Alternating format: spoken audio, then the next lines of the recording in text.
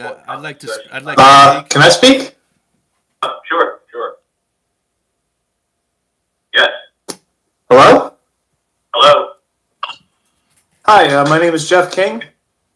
I was just looking to ask you to please reconsider banning cannabis businesses that serve medical patients. They're sick and suffering, and they already have a lot of challenges to get the medicine they need. So I just was wanting to plead for you to be compassionate and show them special consideration. Thank you. Thank you.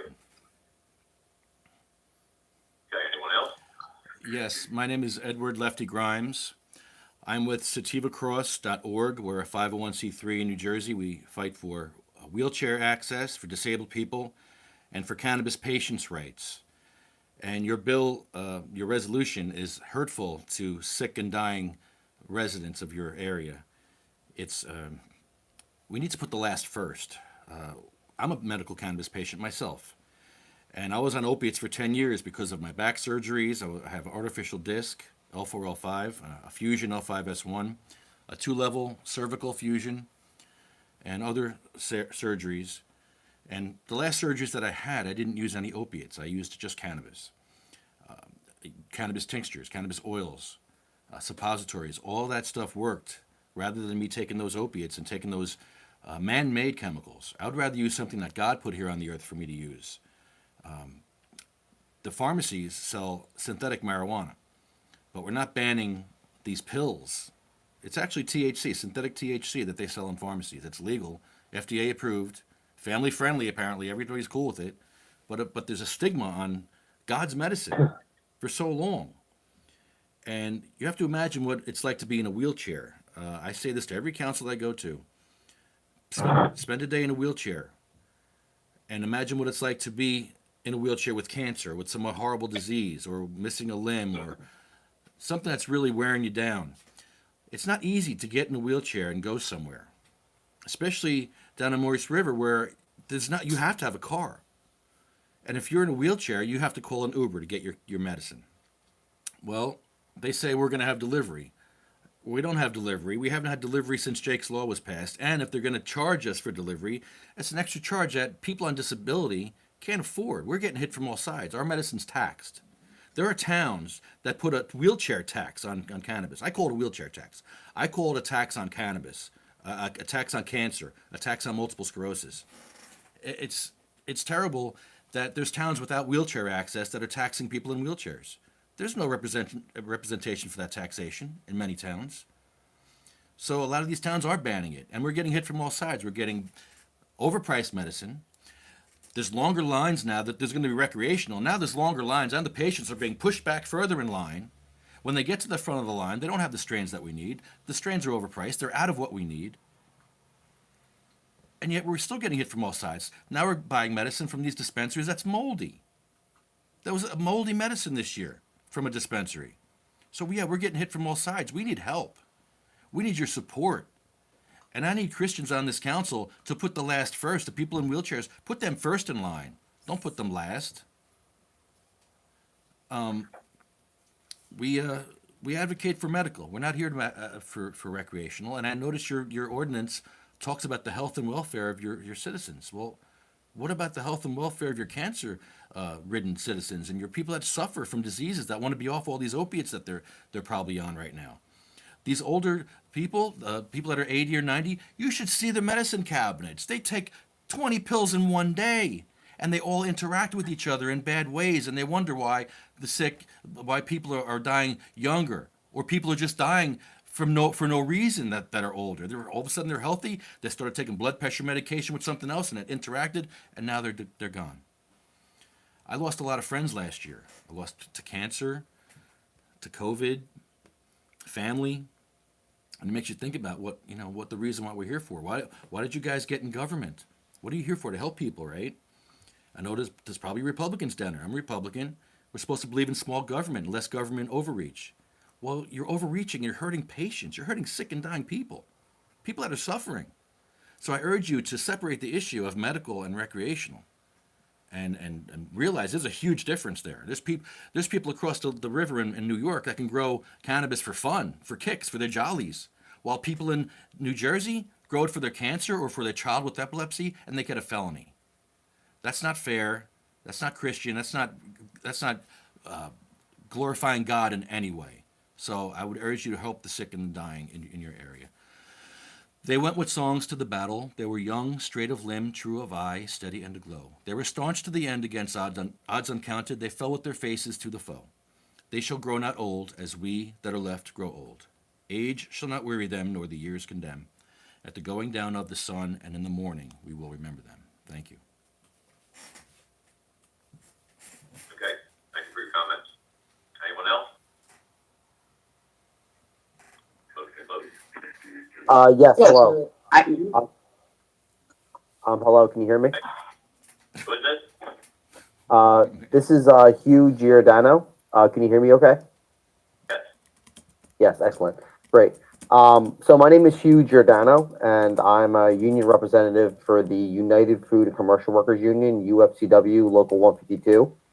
The UFCW is the official labor union which represents cannabis workers from seed to sale, both medical and adult use cannabis workers. And I'm calling in today to ask you to please table this ordinance and reconsider banning cannabis in Maurice River. Cannabis creates really great jobs and careers for working class people, and especially in South Jersey, in Cumberland County, in Salem County, Cape May County. South Jersey has been forgotten about as far as jobs. And this is a great opportunity to create excellent jobs, specifically in the medical cannabis field. As these patients had said, with the expansion of the adult use system, medical cannabis has been in the forefront of the conversation. And the UFCW supports providing good medicine and quality medicine to the patients. And one of those ways is to allow it in your town, and to allow Maurice River to be a place where patients can come and buy their medicine. These jobs are going to be union jobs, not only at the facility, but in the build out as well. So the South Jersey Building Trades was involved with the conversation of the legalization of cannabis and the retrofit and the build out. So the carpentry, the electrical work, the pipe fitting, the HVAC will all be done by union labor, which means good jobs, living wages, benefits, and that will increase the economic well-being of Maurice River. And then once it's up and running, it'll be unionized with the UFCW, which means long-term careers, which is more economic well-being. These facilities create between 100 and 150 jobs per cultivation site, depending on the size of it, which means a living wage job. They attract educated workers. A lot of the workers that work in cannabis today have degrees in horticulture, chemistry, or botany, and even folks that work in the retail sector are educated young folks who care about patients and look at it as a medical field. Again, the UFCW would ask that you please table this ordinance. Bayonne has a good example of what a city can do when they put the time and effort in. Is Bayonne's ordinance perfect? No. But it does set the tone for at least allowing an industry and setting up the opportunity for an industry. And you can, as a local town, you have the power to decide how many employers you want, what type of employers you want, and you can set application standards such as environmental standards, labor relations, community standards, hiring and equity standards. So it's a great way to create middle class jobs in Maurice River. And we would ask you again from the UFCW and the South Jersey Building Trades to please table this ordinance and look at Bayonne's ordinance. I would also offer you a tour of a dispensary so that you can see for yourself exactly what this industry entails, how professional it is, and how it helps patients. So thank you so much, and we hope that you table this. Thank you. Thank you, sir. Anyone else? yes, good evening. My name is Jamie Van Skyver, Greenwich Avenue in Paulsboro, New Jersey. I also am with Sativa Cross nonprofit advocating for cannabis patients' rights, and I'm also a cannabis patient in the state.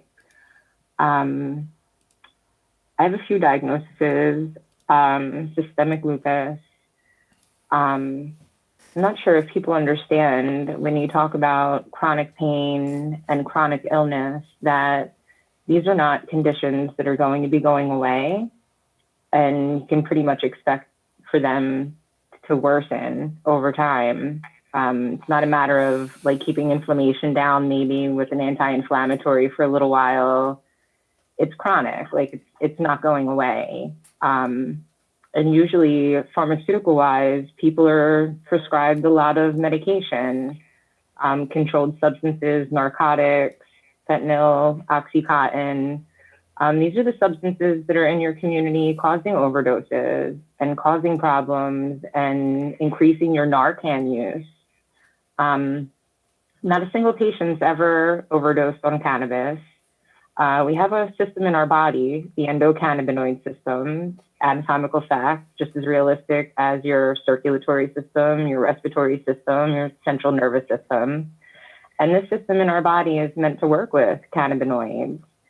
God put this system in my body and God put this plant on the earth. And this is what I choose as my medical treatment over all of the pharmaceuticals that were not serving me well. I think when we talk about pain, you can agree that people are taking things and developing tolerances, and in turn, their body's needing more and more of this. And I don't think that's a good plan for everyone in your community. There's a lot of people using this plant successfully for their medical conditions, for cancer, for seizure disorders, anxiety. I'm treating my immune illness with it, and I'm here and so passionate about it because lab work doesn't lie. My inflammation flags are down. My immune system's not attacking my organs any longer. I don't have to take anti-malarials to protect my kidneys. I would hope that people in your community would have access to this as well. There's veterans with physical ailments, with PTSD, and veterans asking that you table it. The Cannabis Regulatory Mission had a meeting today. They're asking the municipalities not to make any hasty decisions, to let them get a couple of things under control.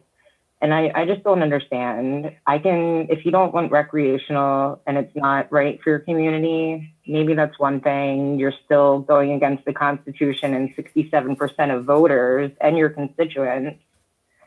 But how you could say that medical treatment you won't have available for the people in your community is kind of horrifying, especially with all of the information available and the medical advancements and the things that you can see about how cannabis is actually treating.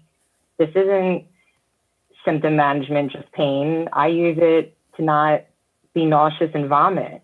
I use it for pain. I use it for muscle spasms and tension.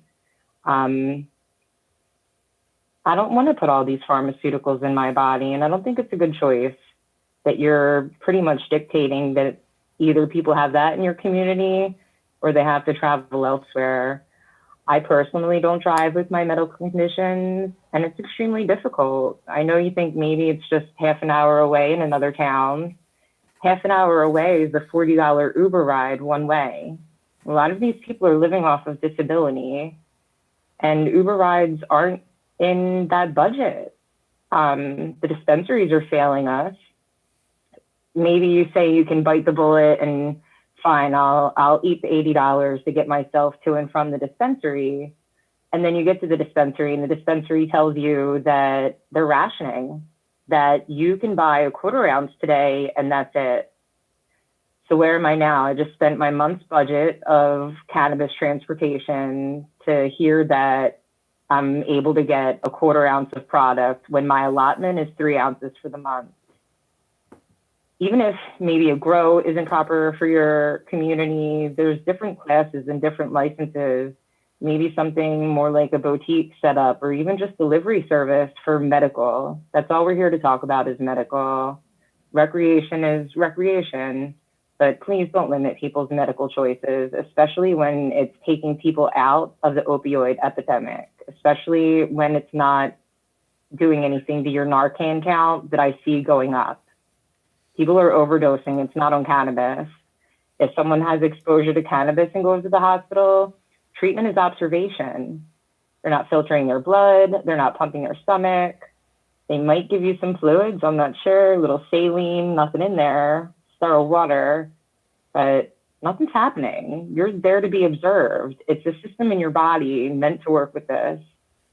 And I'd hope that you wouldn't take that out of the people in your community that need it for medical reasons.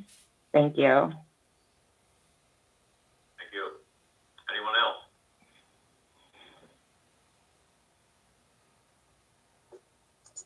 Yes, hello. Can you hear me? Yes. Hi, my name is Adam Umansky, and you've heard this board has heard some good testimony tonight about the value of medical cannabis and the opinion of some people about why you should not ban medical cannabis businesses in your municipality. I'd like to speak. And I would like to. Not really, kind of. We already have a speaker on. Her name is Marina. You guys got me? Can you continue? Okay, cool. So you've heard a lot of testimony about medical cannabis and God's medicine. And I would like to say that I use cannabis as an essential part of my genuinely held and sincere religious beliefs. And I'm a Christian. And I don't know whether or not this ordinance is intended to classify the use of cannabis for religious purposes as a cannabis business subject to licensure, or if the use of cannabis for religious purposes and the lawful operation of a house of worship, if that falls outside of the ordinance that you have considered. I know that you may not be able to give me an answer right now, but these are very important things that the board need to consider so that they don't accidentally ban someone's religion or ban someone's religious practice, which I'm pretty sure is not allowed. So thank you for the time to mention this to you, and I'll wait for your answer. Okay, thank you, sir. We'll take that under advisement. I don't have an answer for you right now. I believe we have someone else on the comment. I believe Ms. Marino. Marina, Ms. Redmond.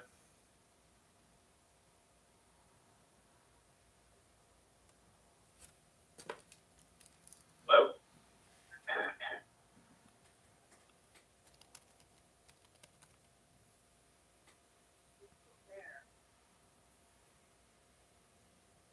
Yes, hi, my name is Marina Redmond. I take my medicine, medical marijuana, for anxiety and for, unfortunately, the doctor said I have cancer. My anxiety started when I was really young. I was born with a birth defect. I had a bunch of surgeries between the ages of 1 and 4.5. Back then, your parents weren't allowed to stay over. You had to be a big girl. This is what they told me. And it was really sad. It was really upsetting. Your parents couldn't stay over. Your parents couldn't even walk you in the operating room. They had these masks on, their hair thing on. It was horrible. And you were told to be a big girl, don't cry, you'll be fine. You wake up, you don't know what's going on. And it was just horrible. And then many years later, in 2017, I was diagnosed with stage 4 cancer. And it took me over a month for me to get my medicine with my medical marijuana card, which is ridiculous because if you have high blood pressure, it doesn't take you that long. I lost 50 pounds in 3 weeks because I couldn't have my medicine. Nothing worked. I was getting sick all the time. It's just like a horrible situation. And I'm speaking up for the people who can't speak up, for the people who do have cancer in your towns, unfortunately. You have 15 places in your county that help medical marijuana patients. You have intern medicine, family practice, a gynecologist, an anesthesiologist, a cardiologist, and you even have a pediatrician. A pediatrician is helping children. I mean, you guys have more, and there's only 10 dispensaries, I think, in the state of New Jersey. There's more, there's a ton more. I can't even tell you how many more pharmacies they're doling out medications. And it's just so sad. It's just so frustrating. So please don't make us suffer. Don't make the sick and dying suffer. Don't make the cancer patients suffer. You know, we want to have some fun. You know, chemo is like, it's horrendous. Thank you. Thank you. Any other callers? Anything showing up, Denise? You have other callers out there. You have actually said, that you have two unnamed callers, but none of them are saying. Okay. Everybody entertain a motion now. Motion to close first public comment session. Time is 6:55. Second. Roll call.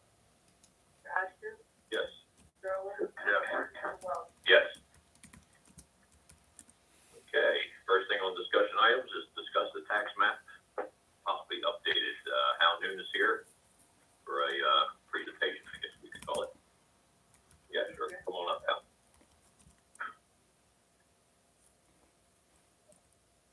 Good evening. Sure everybody knows who I am. My name is Harold Hal Noon. I'm a licensed land surveyor, professional planner, professional surveyor mapper here in the state of New Jersey. I am your township surveyor. I was asked some time ago about updating the current tax map. And trying to do so, ran into some situations that I didn't really know how to go about rectifying, because to me, looking at the tax map as it stands today,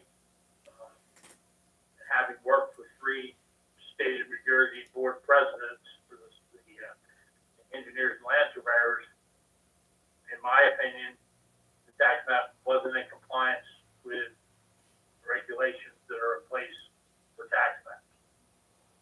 The first attempt was in 2019 when the assessor sent over documents to add some changes to the tax map. I thought it was going to be the simple process that we had in place when I was the township engineer from, I believe, 99 to, farther back than that. It was in the mid-90s to about 2000. I became a township committeeman. I gave up the position of township surveyor. But our process back then, we finished the tax map that was started by George Shop Associates. And each year, the assessor would send over, things that were to be altered on the tax map. Very simple process. There's a Mylar plastic sheet, the draft, hand draft onto the Mylar plastic sheets, the alterations that had been made, subdivisions, lot line adjustments, those type of things. And we did that until I gave up the position. At that point, I believe Ken Skellender was the township engineer and surveyor, very capable surveyor by the name of Carl Cotton from Estill Manor, took over the position of township surveyor. He continued that process. Somewhere along the way, I'm not saying anybody did anything wrong, just somewhere along the way, that process and drafting went by the wayside. And the process took place with your tax map where they would make copies of the Mylar sheet on paper and then probably draft over top of those in AutoCAD and provide the township with just paper copies of the revised sheet. So when I went to do the alterations in 2019, I simply went to the tax map online, figured out which sheets I needed, came down here and pulled those sheets and took them to a facility in Vineland that can reproduce those maps in a digital format, a format that you can alter and give back to the township in a PDF, an electronic format. The problem was that 3 of those 6 sheets that I picked up here were illegible. Paper copies were smudged, and your digital format is only going to make the copy as good as the digital, or as good as the paper copy was, and they were pretty much illegible. That left me in a quandary as to how to fix this problem. So for the last 2 years, those revisions to the tax map have not been made. The challenge I think I have for the committee is how do we fix this? And in my opinion, it's a very lengthy process. We're going back to probably 2008, the last time it was done, in my opinion, only to the letter of the law. And we're going to sort through 13 years of, revisions and decide what we can save and what we need to redo to bring the tax map up to something that is the letter of the law, which is either on Mylar, which is old and outdated, or in a digital format where you can give somebody a disc of the tax map or individual sheets of the tax map electronically to have copies made. It's a long process, unfortunately. It involves, taking the existing tax map, going through and deciding which sheets are usable. And in some cases, usable is going to mean going back to the original tax map sheet on the plastic Mylar, which we still have. It might have had 7 to 10 revisions done on it, which are now on a paper copy that you can't use. So in addition to the 2 years, 2019, 2020, we're going all the way back to 08 in some cases to make right, in my opinion, the things that were done in the past that are not to the standards of the state of New Jersey, in my opinion. So the first process would go through all 78 sheets of the tax map and try to come up with tax maps, either the original Mylar or in some cases, if the paper copies are good, it can be digitized into an electronic format. And, what we lose in that process would have to be re-put onto the digital format using, a PDF processor to fix it. I know that's very complex and in-depth, but I don't see any way to move forward with this tax map without repairing the things that are not, in my opinion, correct with it right now. And I don't know what that's going to take, but that's an honest answer. I spent a few hours looking at it. It's hard to say what's going to process and what's going to be start over again until you sit down and very detailed, go through that. Okay. What I can give you in a proposal would be an estimate of what the time may be, what the production costs may be to digitize that map and make it an electronic map, which does meet the state standards. And then as we go through, we're going to figure out what has to be redone and then what, may be okay.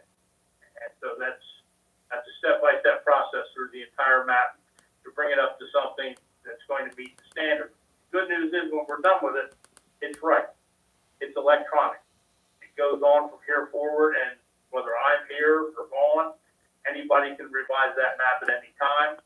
You come to the next revow, perhaps it's good enough to meet the state standard, and it doesn't have to be redone, which is a super costly expense, So I guess what I'm here to say to the committee tonight, in my opinion, having been with George Shock Associates when that tax map was started, having been the guy who then took over that tax map after George Shock passed away and finished it, I think there's a way to put this back together in a way that is going to bring it into the state standard. And it may be a huge cost savings down the road when the state says it's time to redo your tax map to have something that is proper that you can say, here it is. It meets your standard. Okay. What we have now, in my opinion, and this is only my opinion, it does not. So when I saw how it was, I didn't want to touch it because I don't know how, without going back and taking it apart and putting it back together, to make it something, in my opinion, that meets the state standard. So here to propose to you tonight, I would like to give you a proposal, my estimated fee. Okay, this is trying to put it together based on 47 years of experience. We're looking at somewhere between $30,000 and $50,000 to fix this problem with reproduction costs, digital formatting, with correcting the errors, and then reproducing something that comes here to the township to put on display and on an electronic format that could be given out as well. If that's something that the committee would like me to move forward, put together costs, we have an agreement, the committee and I and and the people from Maurice Township about rate schedule. We're certainly willing to adhere to that to do this work. And I'll put something together that, details what those rate schedules will be, but I don't know how to nail it down for you anymore until I sit down, and go spend a couple weeks figuring out what the job is.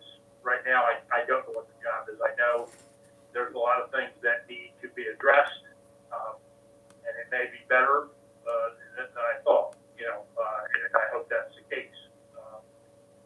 I know it's hard to write a between contract as a municipality, but in this case, I'll rely on my 47 years of reputation and responsibility and the work I've done for this township in the past to say to you, I will do my best to keep this budget, on the lower end, 30,000 end rather than the 50,000 end. But we have to see what it is before I can see how long it's going to take. I'd like to give you something more formal than that, but the reality of it is, I just don't, know how to do this other than take it all apart and see where it is and then put it back together correctly, in my opinion. And if the committee doesn't want to do that, I understand if there's a budget constraint. I just don't know how to do this in practice within my license, my professional license. Any other way than take it apart. So Hal, I do have a question. Was that, and how much of the map would that entail? The original 6 pages you spoke of? Now, that's the whole 78 sheets. We're going to go through the entire map all the way back to at least 2008. And there's going to be corrections that need to be made on those sheets that are legible. What's going to happen there, if there's 10 revisions, you can't read the sheet. We're going to have to go back, research those 10 revisions that may have been done anytime from 2008 to 2019. That 11-year period, we're going to have to go, have the entire map digitized, and then replace all those revisions that have already been made on the map, and any new that might be on that map to bring that up to 2021. Okay. So you think by digitizing the map now, within the next year or so, Right. that when we go to our next reval, which I think I look we're at 106%, so we're a ways away from our next reval, that would still be in compliance. You never have the crystal ball, and Right. it's going to change. Okay, but I think that I can say with confidence that my industry and the engineering industry are moving to an electronic formatted world. Okay, if we put it in a PDF version, that seems to be one of the main electronic formats for drafting and drawing currently. Okay, you would certainly think because of the popularity of those programs, should the next big, Bill Gates come along and invent something that's better, it would have the ability to transfer PDFs to that new format. So I say with some confidence that whatever we do in the future, I think it's going to be electronic. If we're in an electronic format and we are a township like we are, largely owned by state or nonprofit groups and sand companies, because of the minimal effect on the public, I think it's reasonable to think that if we have something that can be brought up to the vote, current electronic format, and that could be the standard. It would be a strong argument if your map conformed to say we are so big, but yet owned by so few entities that the general public would never be damaged by just taking this tax map and making it into the digital format that we want. I think that would be possible with the PDF format. Any questions for him? Any questions? I have 3 questions for you now. The adjustments you said now if you pull an old page, there have been 6 or 7 adjustments. So if someone comes in and needs a copy of that, who when they print out that new copy, the adjustments are in the system, and when they print out the copy of that page, the adjustments would be on there. Some of them are on there. Some of them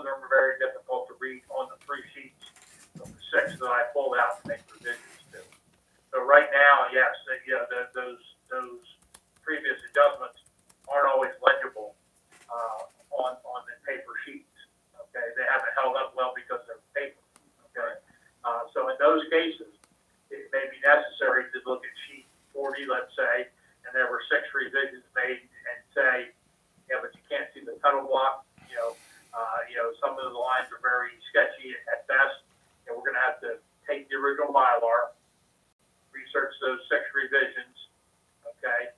Take the digitally formatted Mylar over and have that, be part of the set that we had made electronic, put those previous 6 revisions on there and a new revision and be able to give somebody a clear, concise copy of what is on that tax bill.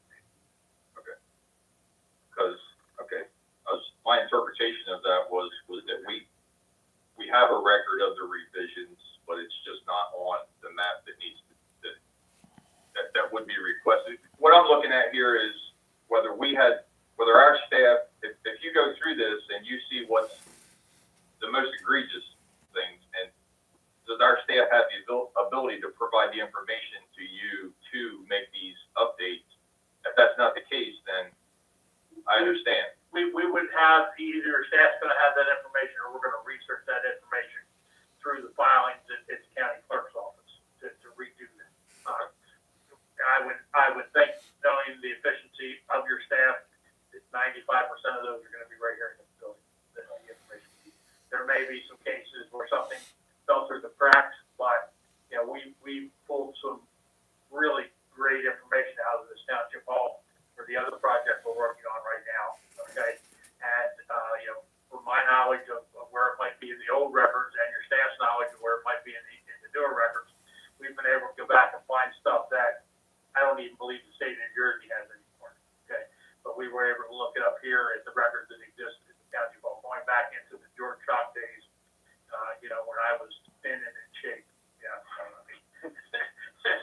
so, your staff has done an excellent job of preserving everything that was given to them. I'm confident that we can make these corrections 90%, 95% of the time on what exists here in this building. Okay, so that leads me to the next two. So, in your estimation, so the 30 to 50 is the estimate to do the whole project, correct? Correct. Okay, so if the last question, I'll leave you alone.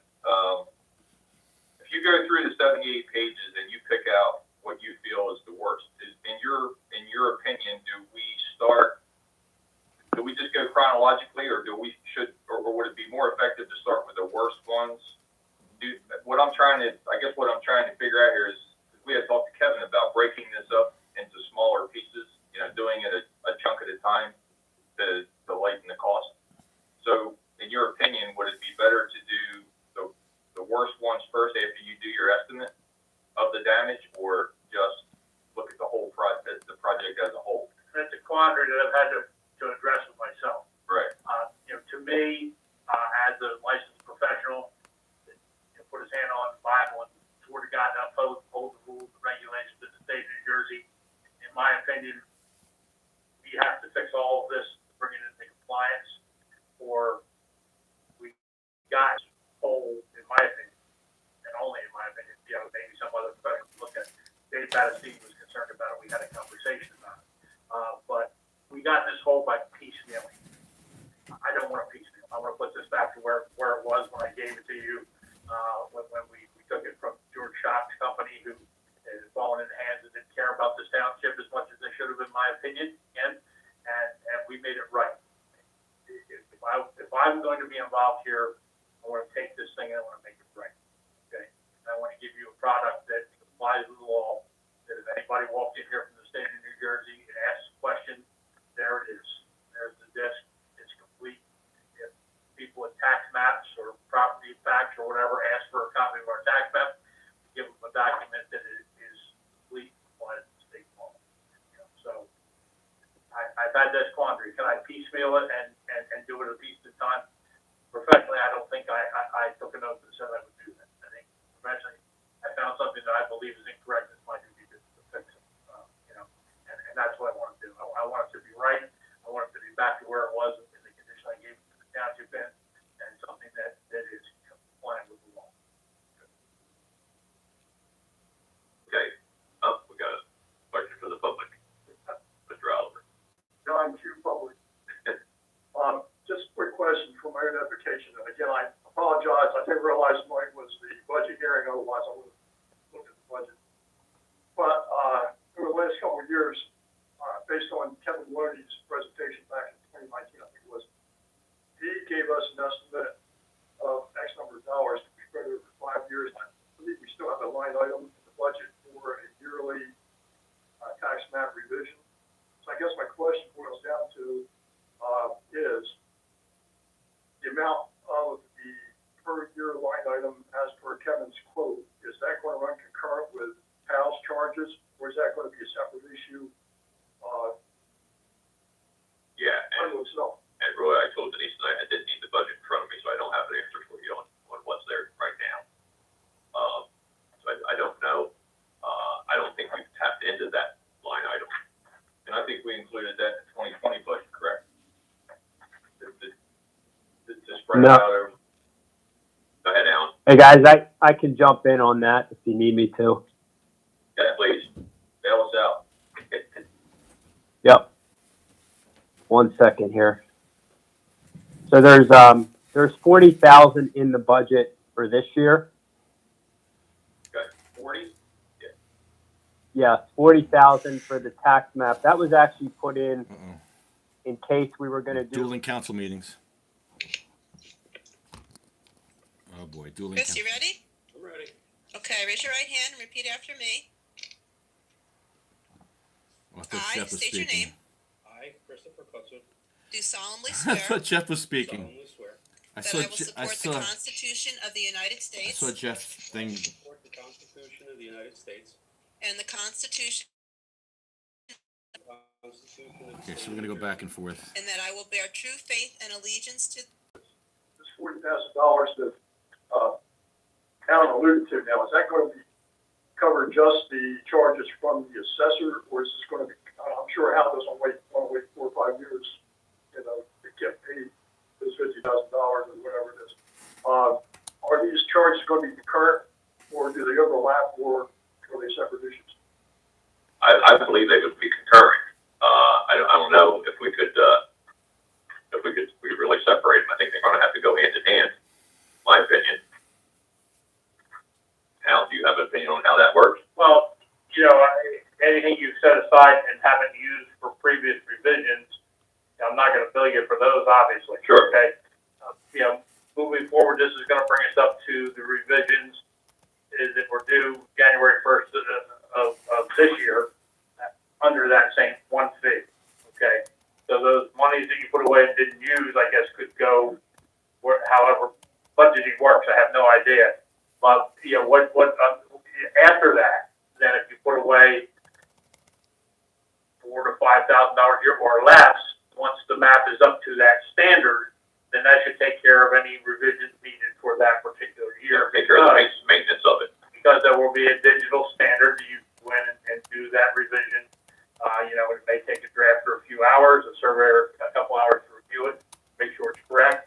So that, those 10 or 15 or whatever you get a year in revisions would be covered under that 5,000 a year or less, I would think. But, that money that you haven't spent in the past, I don't intend to bill you for. This fee brings it up to 2020 standards, and then if it's all done, if it's not done until next year, it'll also have the 2021 revision on that for that cost. Okay, so we want to hand you a finished product that whenever we hand it to you, you move forward from there and have a small line item to do tax map revisions. That so anything you budgeted before and didn't spend, I don't think that's in play here. Answer your question, Mr. Allen? Question. Thanks, Al. Thank you. So once we agree to move forward with this, I guess the first step in this process is to look at the overall project to get a better idea as to what it's going to take. Well, that's why I gave you a range. Right. Because to know what it's going to take is going to mean doing it. It's almost a complete duplication of effort to say, all right, let's go through and separate that. We're talking about spending weeks. Okay. So what I'm saying to you is on my word as a professional and the work I've done for you in the past, we're going to do this as quickly and economically as we can for the township.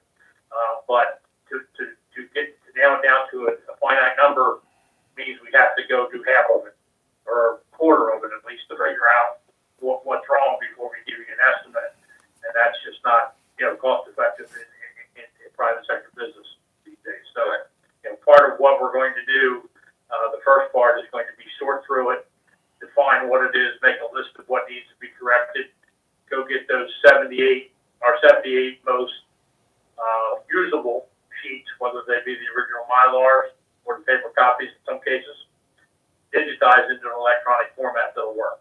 You know, and so that's going to be at least 25% of the project to get us to where it is digital again. Then we go back and correct those things that were on sheets that were smudged or not legible, and then we start adding 19 and 20 and 21 to the final product that we deliver. I have one more question. I'll let you go. What kind of time frame are we looking at? If we were to say tonight, hypothetically, that, all right, move forward with this, are we looking at a 6-month period, a year? I would think right now we're near the end of the 4th month of 2021. I would hope to deliver this to you sometime by February of next year. Okay, because of the amount of research that has to be done and the amount of sending these sheets out to be reproed and digitized, all that work that has to be done before we start correcting those errors. So I would think it's a delivery early next year. Okay, thank you. Any other questions? I have one more for Alan, if you're still there, Alan. I'm here. Okay, so if we were to decide to move forward with this, and it was on the higher end of Hal's estimate, could we cover that? Yeah, it could definitely be covered various ways. I had mentioned to you before that we always have the option with tax map revisions to do an emergency authorization, so we would be covered there. We also have transfers that could be done, and the fact that this wouldn't be completed until February allows us to actually move into the next budget year if needed. Okay, thank you. So committee, do you want to, I know what I want to do, but as a committee, we could make a decision tonight, or we can take this and digest it. I got you on everything. Well, I'm with you on this one too. So, we just kick this can down the road. Hal, if you can put that in writing, and email it to Denise or send it snail mail, whatever. So we have it, the proposal in front of us. We'll make the decision, maybe Thursday, maybe next month or whatever. I think next month we'll put something together that everybody's comfortable with. And we'll give you a chance to review and say, we're comfortable to change this to this.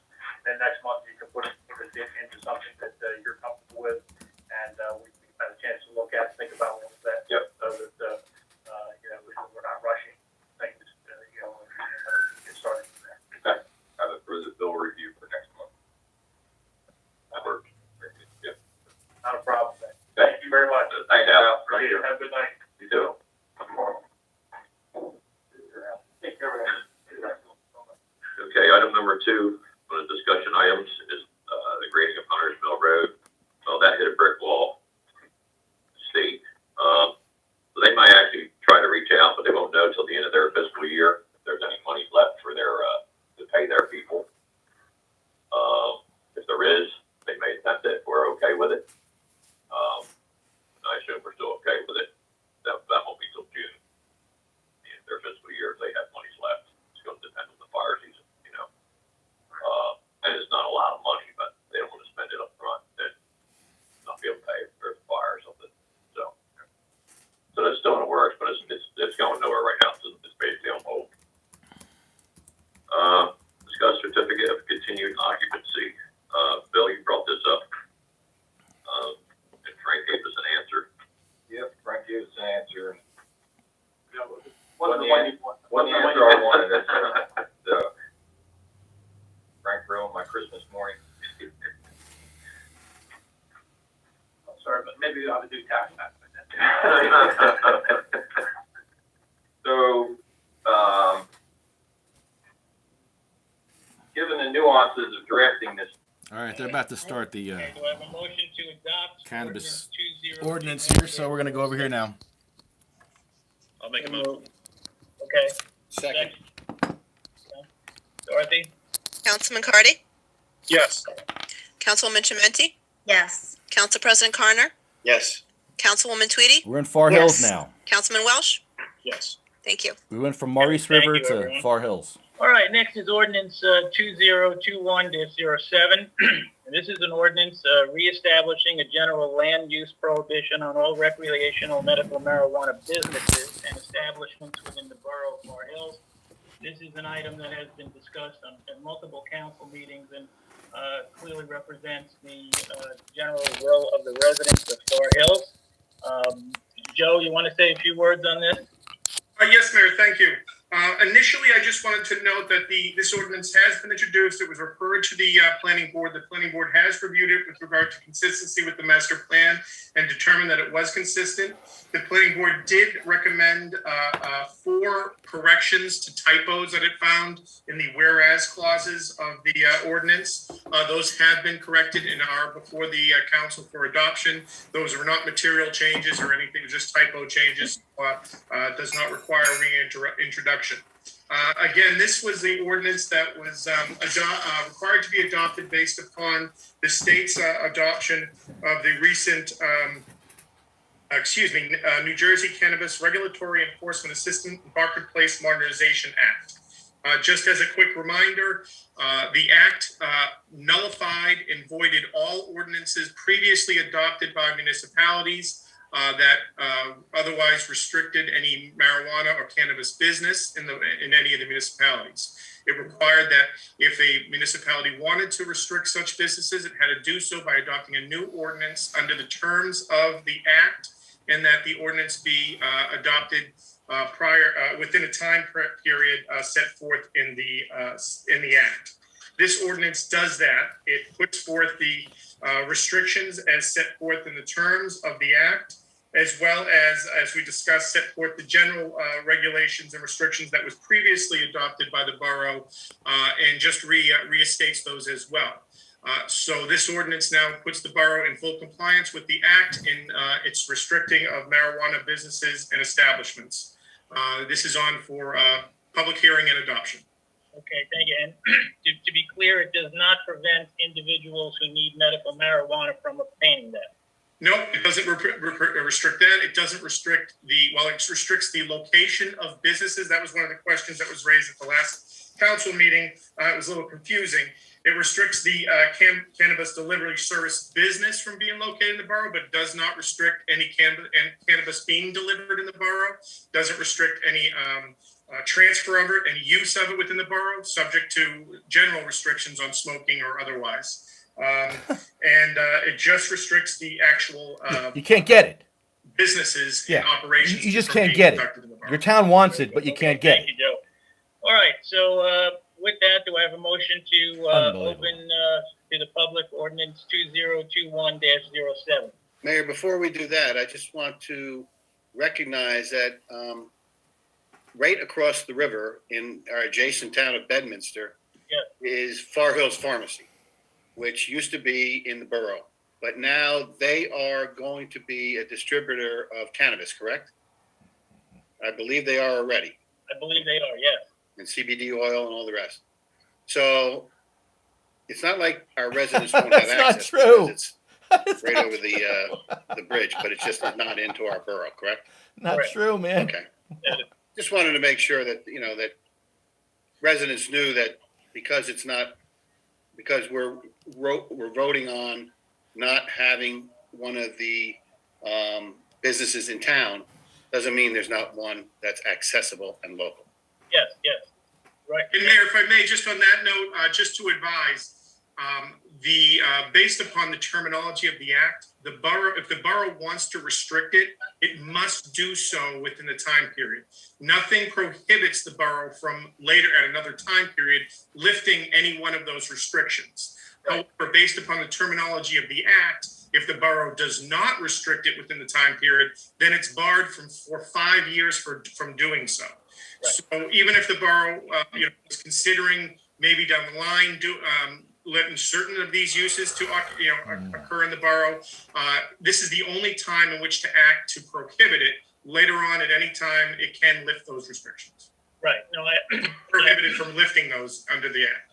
No, thank you, Joe. I appreciate that. And I think we've discussed this at multiple council meetings, and the input from our residents has been very sympathetic to this ordinance. So, all right. So with that, I'll make a motion to open this Shit show. 2021-07 to Shit show. public. You call it a shit show. It's Second. okay. It's what it is. okay, all in favor? Hurting the sick and the Aye. dying. Bunch of Okay. Good bunch of evening Christians also to members of the public. hurting the sick and the If there are dying. any comments Shame regarding yourselves. ordinance 2021-07, I'd ask that you confine yourself to this ordinance and to within the 3-minute time frame.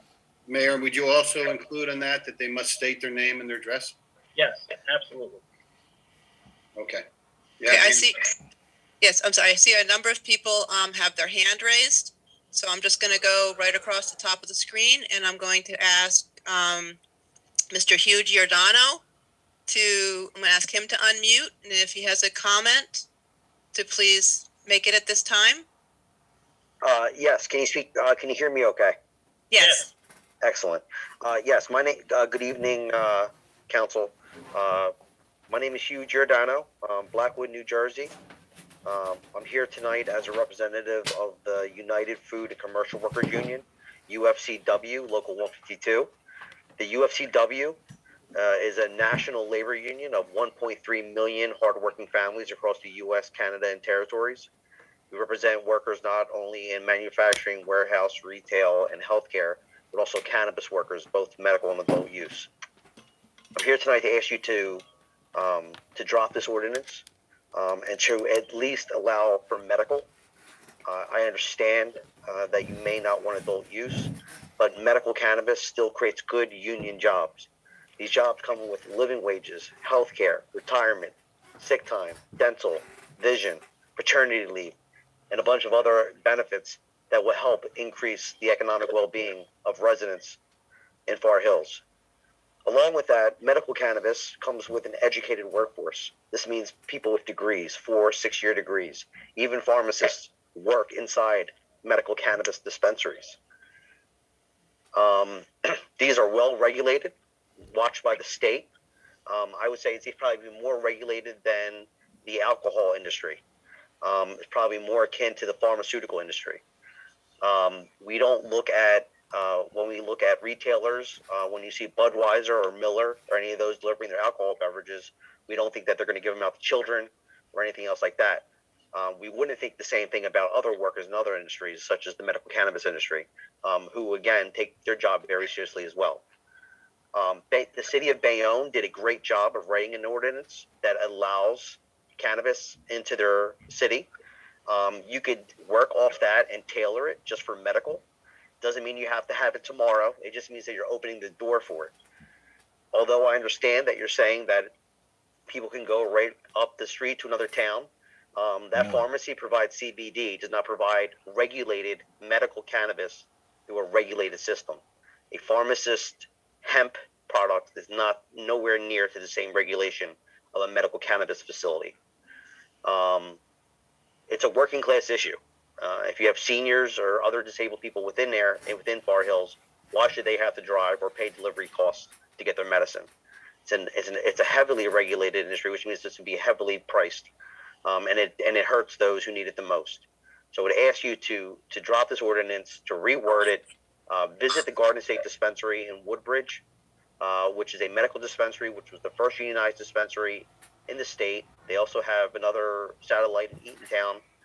I would suggest that you at least visit and check out a dispensary or a cultivation site prior to passing this ordinance, because it is an attack on the working class. It is an anti-union ordinance, and it is an anti-worker ordinance. And at this point, there's no reason to have such an ordinance in the realm of medical. I appreciate your time, and I hope you reconsider this. Thank you. Okay, thank you, Mr. Giordano. I appreciate your comments. Okay, Dorothy, who's next? Okay, I am going to ask the person who's identified as Jamie Van Sciver to make a public comment if they so wish. Yes, good evening, Council. My name is Jamie Van Sciver, Greenwich Avenue in Paulsboro, New Jersey. I am with Sativa Cross Nonprofit. We advocate for cannabis patients' rights, and I'm also a cannabis patient in New Jersey. I would ask you to table this ordinance. We just listened to you swear someone in that took an oath to support and uphold the Constitution, as everyone here has, yes. The voters, 67% of the state, just voted for recreational cannabis. Are you listening to your constituents at all? Why, if recreational is legal and it was a constitutional amendment and 67% of the state voted for such, are you still stigmatizing medical? I have chronic pain and chronic illness. I have systemic lupus. My immune system attacks my body, my organs, my muscles, my tendons, ligaments, skin. I don't want to take all the pharmaceuticals. Chronic means that it's not going away. If I start taking those things for pain, I'm going to build a tolerance, and in turn, my system's going to need more. And I think we can all agree that that's just ravaging the body. That's not healing. That's masking your body with chemicals that don't belong there, that are tricking you into thinking you're not in pain. Cannabis is working with my endocannabinoid system and healing my immune system. Lab work doesn't lie. I'm not receiving any infusions. I don't have to take time out of my day to go get stuff pumped into my body. I'm not taking immune suppressants, not taking anti-malarials to protect my kidneys. I don't understand why you would want people in your community to ravage themselves and kill themselves on controlled substances. This is like helping people with seizure disorders, cancer, like me with my immune system. This is science. Like, lab work doesn't lie. Veterans need this for physical ailments, for PTSD. Veterans are killing themselves at a rate of 25 per day. They're giving them antidepressants, SSRIs, and are you familiar with those? They increase feelings of suicide desire. So if you hear of a veteran in community putting a gun in their mouth, I hope you feel that some of that blood is on your hands. If you hear that another Narcan's used for an overdose, know that it wasn't from cannabis. It's never happened in history. It never will. And that's from the stuff that you are okay with in your community. Why do you want people not to have access to healing themselves? We have an endocannabinoid system in our bodies. God put it there. You guys are talking about people go to church and they're a good person. God put the system in my body. It's called the endocannabinoid system. It's there just as much as your respiratory, your central nervous system. God put a plant on this earth, cannabis. And you can sit there and say, cross the river for some CBD. That is not what people need. That is not what's available in the medical dispensary. And I find it horrifying that that's your level of education on the subject and that you would be making decisions for people in your community, going against your constituents, going against the Constitution that everybody here took an oath to uphold. And I ask you to table the I'm sorry, I might interrupt you for a moment. You're at past your 3 minutes. If you want to just finalize your comment quickly, I'll let you continue. I ask you to table the ordinance. The CRC just had a meeting today, and they are asking municipalities not to be hasty, to let them get some things in motion and organize. You are making it sound like this is detrimental to do now. You had 180 Why don't we days. stick That's with the not 3-minute limit? Okay. Jim, Let's stick with. Yeah, all right, Jimmy, for her, thank yeah. you very much. I appreciate your Thank input you. and your insight, and I hope you are better with you continue your progress with your treatment. Okay, Dorothy, who do we have next?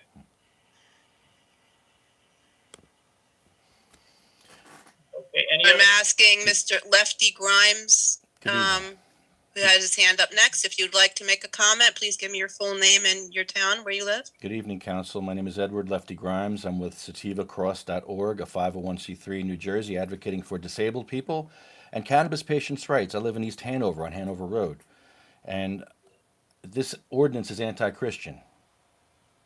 You got to think about putting the last first. Jesus just rose from the dead a week ago, and you're passing an anti-Christian ordinance. There is no left and right. There's only an up or down. I don't believe in the Republican Jesus. My Jesus was homeless and compassionate, and he put the last first. That is not what I'm seeing here tonight. I'm seeing people hurt, people with cancer, people with multiple sclerosis. You're hurting your own constituents who are suffering and dying in your own town. You're taking away medicine by proxy. You won't do it to their face, because if you saw someone in a wheelchair with cancer, you wouldn't take away their medicine from their face, but you'll do it this way. And that's horrible. That's absolutely disgusting. That's not what Jesus taught us about how to help our fellow man and woman. People are suffering and dying, and we're getting hit from all sides here. Patients are being hit. Our medicine is overpriced, and our insurance is not picking it up. Then we're being taxed. The towns that do allow it are taxing us. So now we got a wheelchair tax in a town where we have no wheelchair access. In Hudson County, where I'm from originally, there's no wheelchair access, but we got a wheelchair tax. We got a cancer tax. You don't get the same tax breaks in the urban enterprise zone as able-bodied people, but that's up north. I don't know how it is down there, but if you ever spent a day in a wheelchair down there, I don't know. Could you spend a day in a wheelchair? I've asked every council I've been to spend a day in a wheelchair with me. I'll go with you. Spend a day in a wheelchair and see what it's like to suffer, and give yourself maybe some weights, some dumbbells or something over your shoulders, so you maybe feel what it's like to have some weight of disease on you as you're rolling yourself to the dispensary that doesn't exist across the river. You're talking about CBD? Well, I'll tell you what they do sell at that pharmacy. They sell man-made marijuana. Synthetic marijuana, synthetic THC, that man-made, that man bastardized, that God put on this earth. But no, man took it and bastardized it, and now they sell it in the pharmacy. And that's family friendly. But cannabis that God put here, oh, that's a stigma. We have to make that illegal. We have to push that out. Even though your constituents voted for legal recreational cannabis, you guys can't even get over the stigma of helping sick and dying people. I don't get it. I don't get how Christians can hurt sick and dying people. I don't get it. Maybe you didn't realize it till I told you just now. Because I'm all about learning and trying to learn from people and try to expand my knowledge. But you guys are on season 1, episode 2, while your constituents are on season 10, episode 11.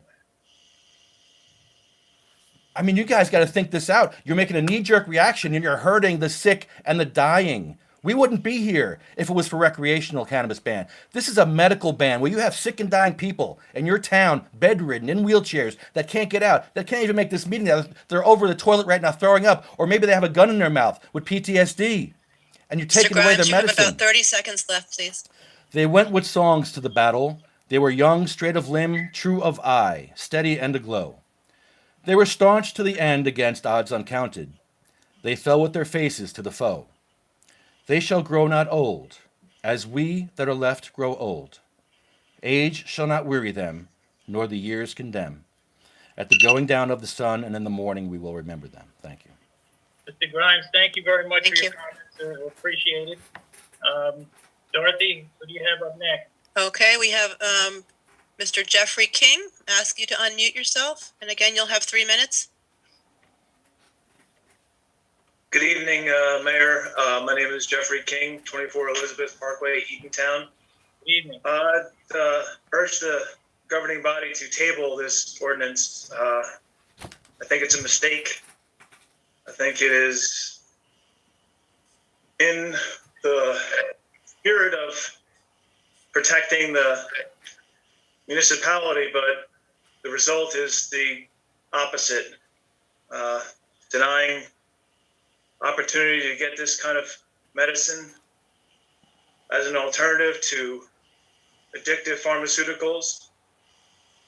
It's altogether fitting and proper to welcome a dispensary, and you should be looking into how to get a dispensary that is of the highest caliber, locally owned and diverse, with a low carbon footprint. You don't understand because you didn't do your research. But if you looked at a similar upscale community in Colorado, like yourselves, you would see that successful part of the community. I don't think you understand that Martha Stewart is part of this, and that's where you were in sync with her, aren't you? I don't understand why you're pushing that away and saying no. You don't understand that the consumption lounges aren't really about just smoking. There's fine dining, gourmet dining, that is infused with cannabis now at weddings and social occasions in which classic cannabinoid system or besides THC and CBD, there's stuff. So that's your loss. But as good conservatives, I would expect that you would honor individual liberty and personal freedom with home growing, because we did vote for that. New Jersey voted for home growing, and Phil Murphy is apparently not in tune with individual liberty and small government. So send him a message, and at least when you shoot down dispensaries, be consistent with the people's will and speak for home growing. Show some leadership. Thank you for your comment, Mr. King. Mr. King, thank you very much. We appreciate your comments. Dorothy? Okay. The next person who has their hand raised is Adam Umansky. I'm asking you to unmute, please. Hello, can you hear me? Hi there. Good evening, council. Good evening. We've heard a lot of testimony about the value of medical cannabis, and I just want to know whether or not this ordinance, which I assume will be passed regardless of public comment, I wonder, is it intended to apply to bona fide houses of worship that believe cannabis is part of their religion, such as Jewish or Christian houses of worship that use cannabis as a holy sacrament because it's in the holy anointing oil of Moses, for example? We're all familiar with the Religious Land Use and Institutionalized Persons Act, and I wonder if the council is rushing to pass this ordinance without considering that they may open themselves up to liability under that law. We all know what's going on in Lakewood. We all know the power of that law. So I just want to mention this and ask, perhaps it's a rhetorical question, if the council has considered the liability under our LUPRA in case they're banning someone's religious practice. Thank you for your time, and I'll listen to your response. All right. Thank you very much, Mr. Umansky. I appreciate your comments, and we'll look into that for sure. Mr. Umansky, I'm sorry, Mayor. Can you tell me what town you reside in, please? Oh, yes, forgive me. I'm currently a New York resident right over the border in the town of Ramapo. Okay, thank you. You're welcome. Thank you. Okay, now, next person we have is Marina. I'm going to ask you to unmute, please. And you'll have 3 minutes as well.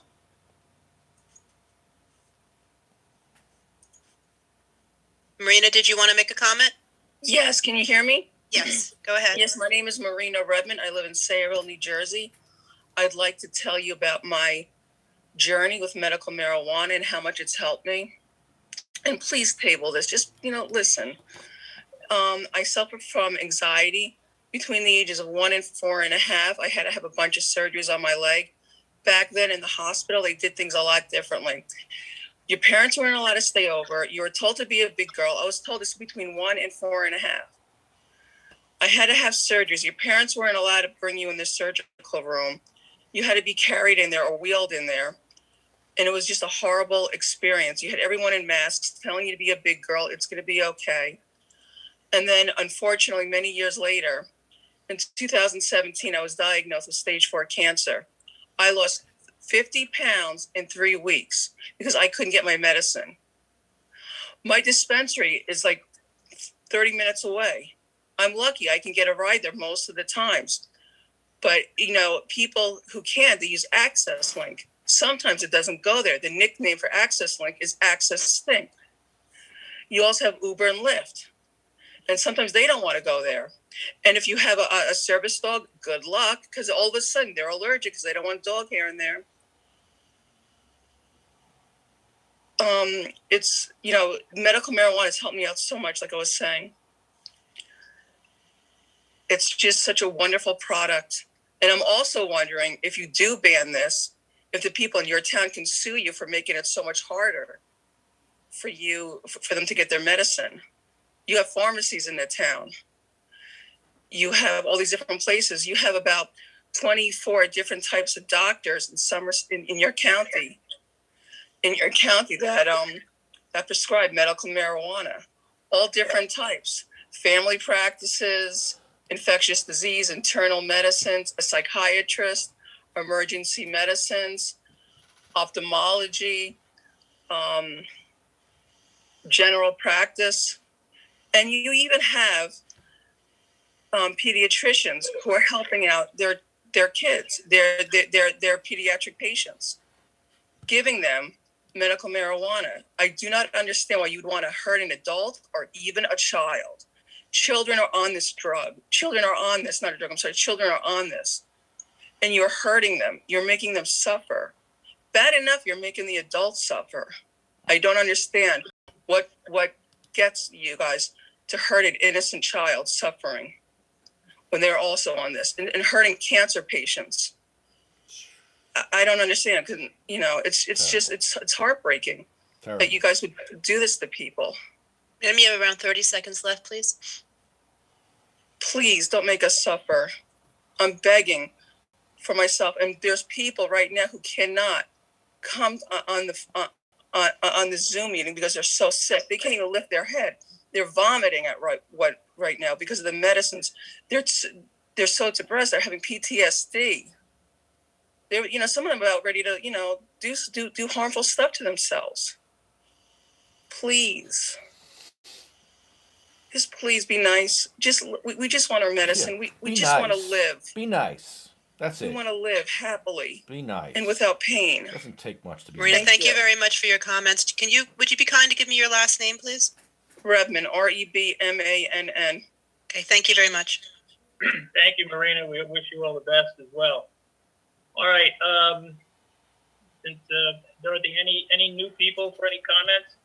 If someone would like to make a comment, if they could raise their hand.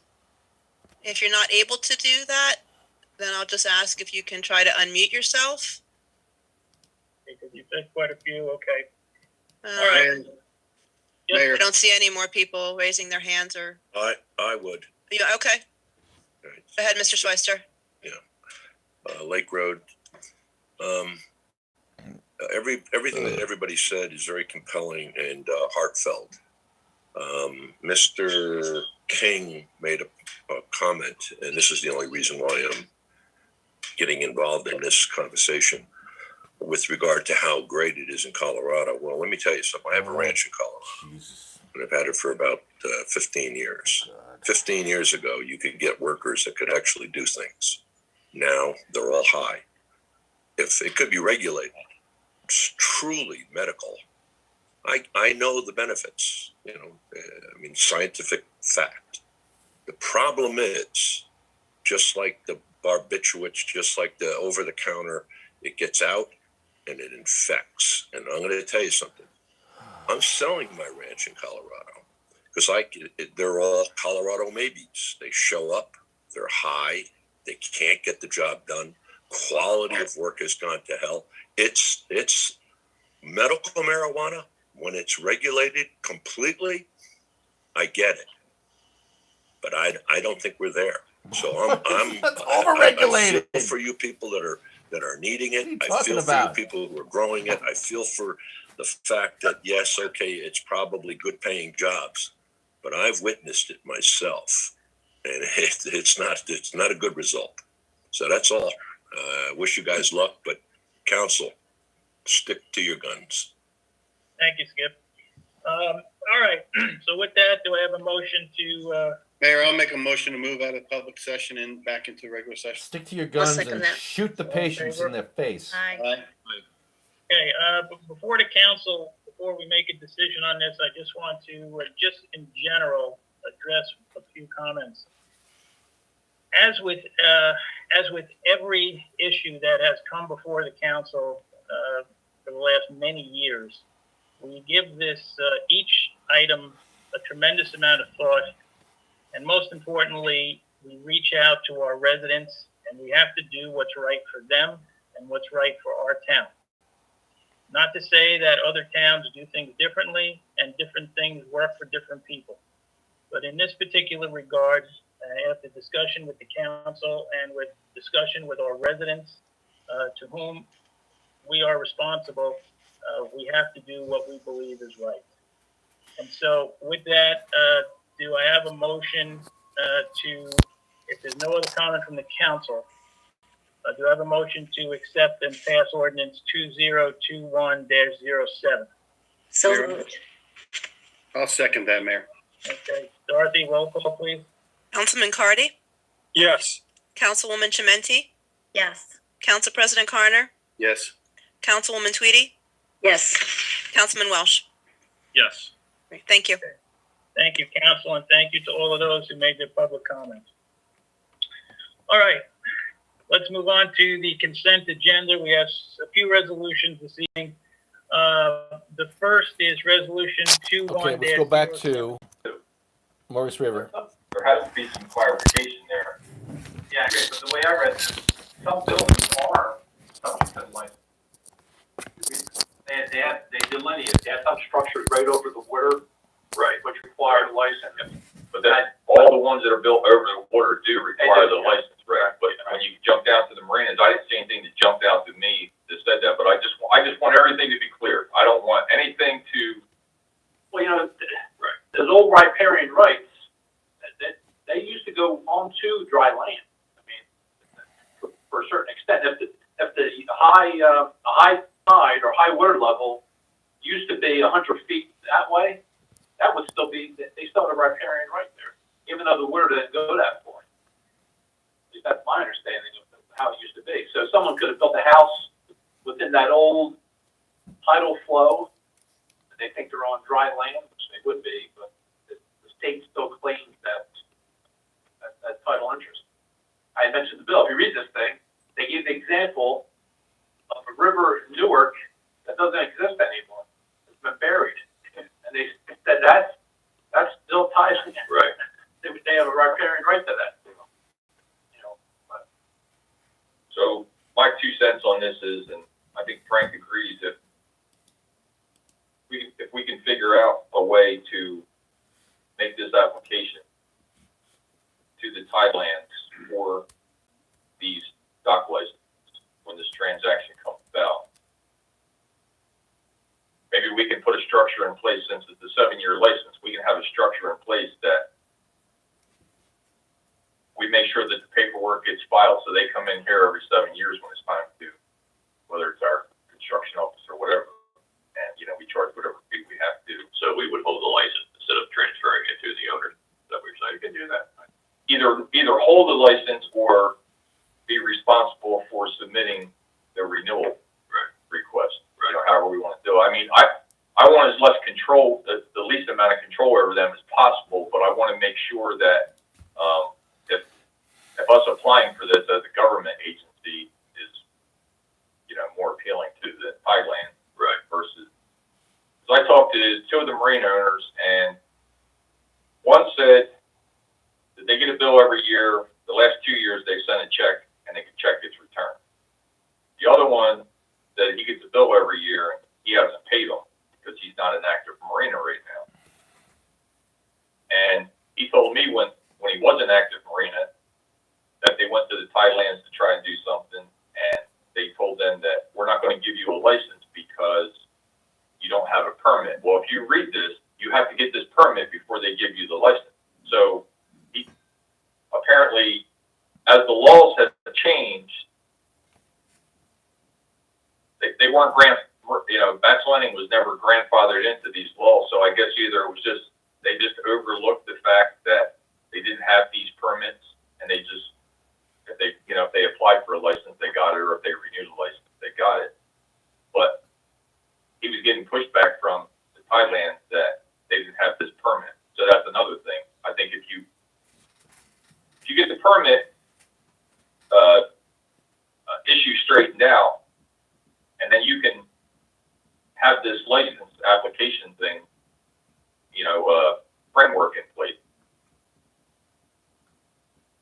this will be a lot smoother transaction. And I'm hoping that since this is actually going to be they're going to be turning a new page. Once the DEP lets go of this in Maurice River Township, it's going to be a new page they're going to turn. So hopefully all this stuff that happened, in the past, all this minutia that they're tied up in right now is going to get cleared up once and for all, and they can have a clean slate going forward. So that's why I wanted to throw all this, you know, at the legal mind here to make sure that we're prepared for this, because we're getting down to, I mean, Mary keeps addressing all the issues as so we're kind of like down to, we're getting there. Yeah, we're down to like 1 or 2 issues now, and I don't want to sign off on this thing if it's not, you know, if it's not done properly. Right. And this is the stickiest part of the whole transaction for me, because in all honesty, I don't understand Thailand riparian. I'm no expert. It's new to me. I'm no expert on it either. I would note, Bill mentioned grandfather. If you read this, someplace in this material, they specifically say that there is no grandfather provision. Yeah, I did read that. Yeah, they said if you are on our property without a license, we can come after you. That's right. And can you look down, Jeff, and get someone to my back? Online. Is there any member of the public online that can hear me? I can. Hey, here you go, Alan. I hear you. What's up? Yeah, I hear you. Now, did he test for a sound check? Yeah, because you have one person who said they couldn't hear anything, so must be their end and it's probably. Right, okay. Okay, so I do agree with Bill that we have the resources and the contacts internally within the DEP to get things moving versus a member of the public. So I do agree with that maybe we should apply for that as soon as the deed is transferred to get that in motion. We have to have some sort of guarantee before deed is in place. Yes. Yes. That we're going to be able to move forward with that. Right. We have to ask Mary that question. She may not know the answer either. No, she pushed it off to Thailand pretty fast. Yeah. Has she got back to you with any additional information? She has not. So we need to get we need to get the temperature on this thing. I'm trying. I mean, the turnaround's been so fast on all these questions right now. I'm trying to keep the ball moving. So, Joe, got anything on that? Okay. So, Frank, you going to reach out to Mary? You want me to reach out to Mary? I just made a note to myself to call her. All right, just want to make sure it moves on. Okay, number 10, discuss notice of violation from the NJDEP pertaining to their land sale. So, it's been a while ago. Not sure of the date. Okay, on January 7th, a representative of NJDEP, working on an anonymous tip. It's not in the letter, but that's what he told me on the phone. Said that we were doing some illegal activities at our old dump in Dorchester. There was supposedly some concrete and some brush there. I talked to Steve about it again today after I got the violation, but this isn't a violation. It says notice of violation. But if you read the first paragraph of the second page, it says this notice does not constitute a formal enforcement order, a final agency action, or a final legal determination that a violation has occurred. Therefore, this notice may not be appealed or contested. I've never heard tell the first page says notice of violation, and it says you can't appeal. So when I talked to this guy on the phone, I tipped my hand. Actually, I told him I was going to appeal this. So I think they came up with something new for us. So I'm going to appeal it anyway. I talked to Steve today. He said what little bit of concrete was out there they took care of. It's been there for probably a decade or longer. Nothing new. It's been there, when it comes to the concrete, and I'm going to appeal the brush part of it. How big is the brush pile? It's various piles dumped along the edges of the road, but the edges I think it's a 50-foot wide road and in wood. So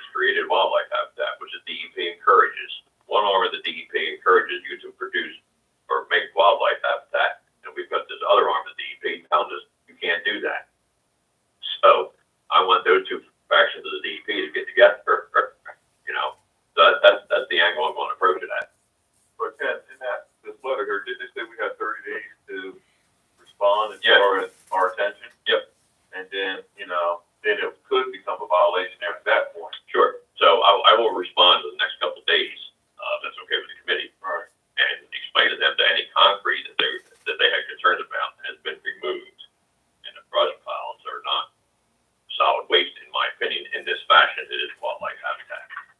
Organic, It is, right, but you might want to use this form that they want. right. I would reply on that. So, I I mean, mentioned the fact about the wildlife. you know, I totally get their mindset. If it's a huge pile of brush like we have at the recycle center, Right. that's totally different. That's not wildlife habitat. Right. That's dumping brush. This was placed in piles very nicely over the years, you know. So most of it's probably put this one down. A lot of it's been there for a long time, so it's very rotten. Yeah. So I don't know if the committee has anything they want to. You're going to respond to yes, and I'll respond in writing. I think it says that as long as we stay in correspondence with them, you know, they're okay with that. Yeah, I mean, if you want to respond to them and then see what they come back with after that, but we just have to keep in mind that, you know, we may have to do something with that. Yeah. That's up at some point, which we talked about grinding. Right. So, but in my report, the committee report, I wanted to bring that up about the grinding, so I won't touch that right now, but, yeah, I guess we respond and see what they come back with, you know? Keep in mind, it says 30 days, and then you read at the bottom, it says, if received within 14 days, Yeah. it will be considered, I guess, in mitigation of any future penalty. Well, it's interesting because the envelope that it came in, what was the dates on that? 6/11 and 21. Yeah, April the 6th, April 11th. That's what the post office. Yeah, well, that's not accurate. But I didn't get it in my mailbox till today, which I guess it was actually delivered on Friday in my mailbox. But we didn't have it on the 6th. Well, you might want to try to get it out as soon as possible, keep that 14 days. Right. Because whatever happens, they'll consider that as mitigation. Right. Any penalty. Right. Okay. Well, I have good news for Frank because I put my lawyer's hat on today after I read this thing. So.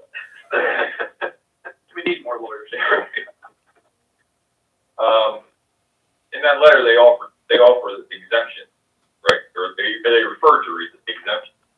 So I looked up this 726.11, and the section two small i's. I'm assuming that's two.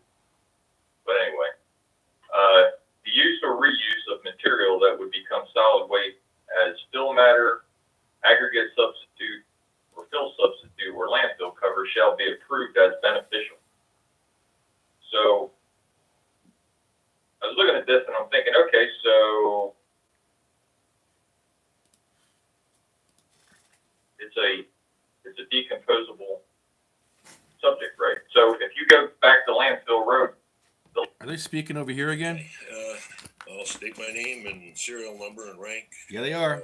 Lake Road. Back over here again. Far Hills. I don't live in Timbuktu, and I meant to say that before. I hope you give me a little bit of leniency here, Dorothy, because some of these other people who do not live here took an awful lot of our time. Oh my! I'm going to suggest maybe we can pass an ordinance that says if you live here, you get your 3 or 4 or 5 minutes, and if you don't, you get 1.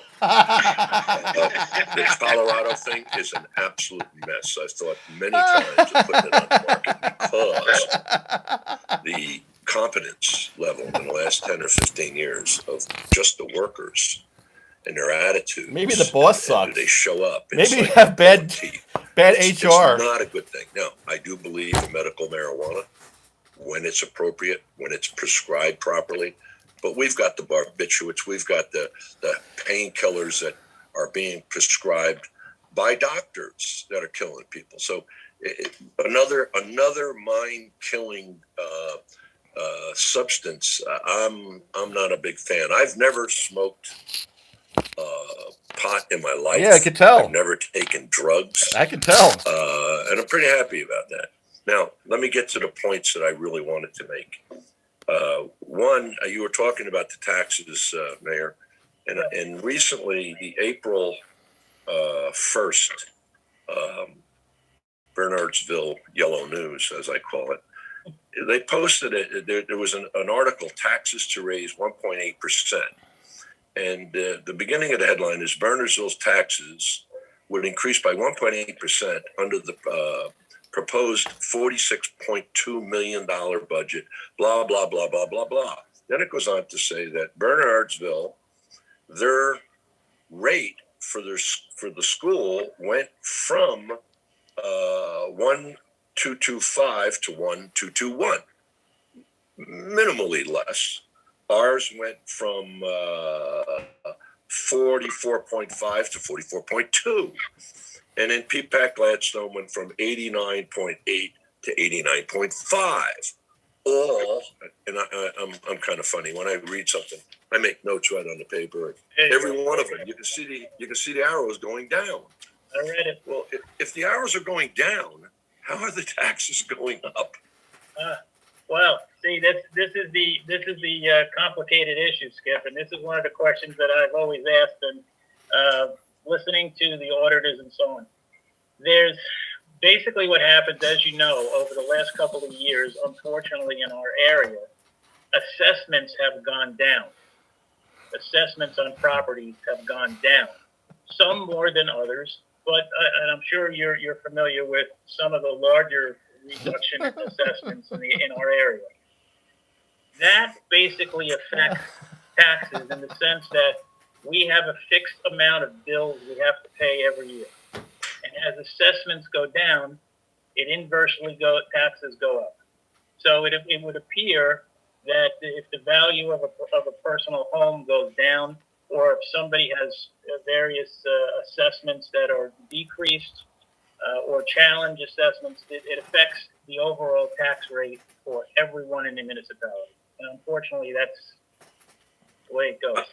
I understand that, Mr. Mayor, but if the taxpayer is being charged less because of the school expenditures, how do they go up? Yeah. Well, maybe some other venue you could.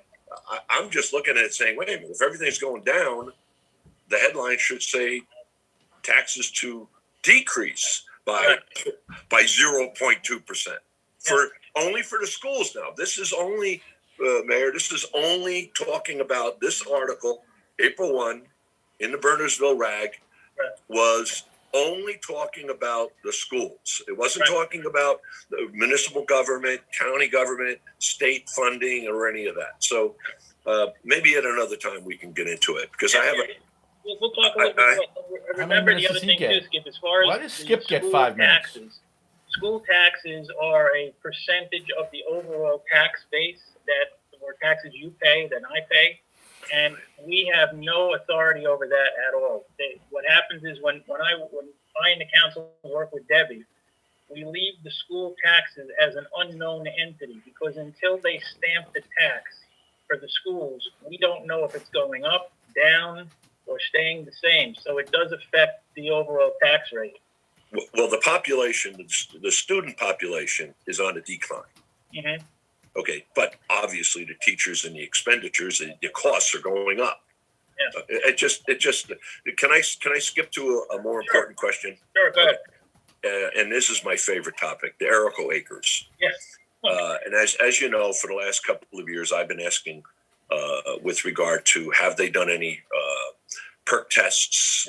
Are they going to do liquid? Are they going to do soil tests? And nobody seems to have any idea whether or not those tests were done. And I looked at the plans again, and I did some real quick calculating. Mm-hmm. And we've talked about perk tests because that's subterranean disposal, absorption into the ground. So a septic field works with 15% evaporation, 85% absorption. It's not going to work. So my question is a little different than it has been in the past. I've been asking about perk tests and subterranean disposal. I should have been asking, is this going to discharge into the Mine Brook?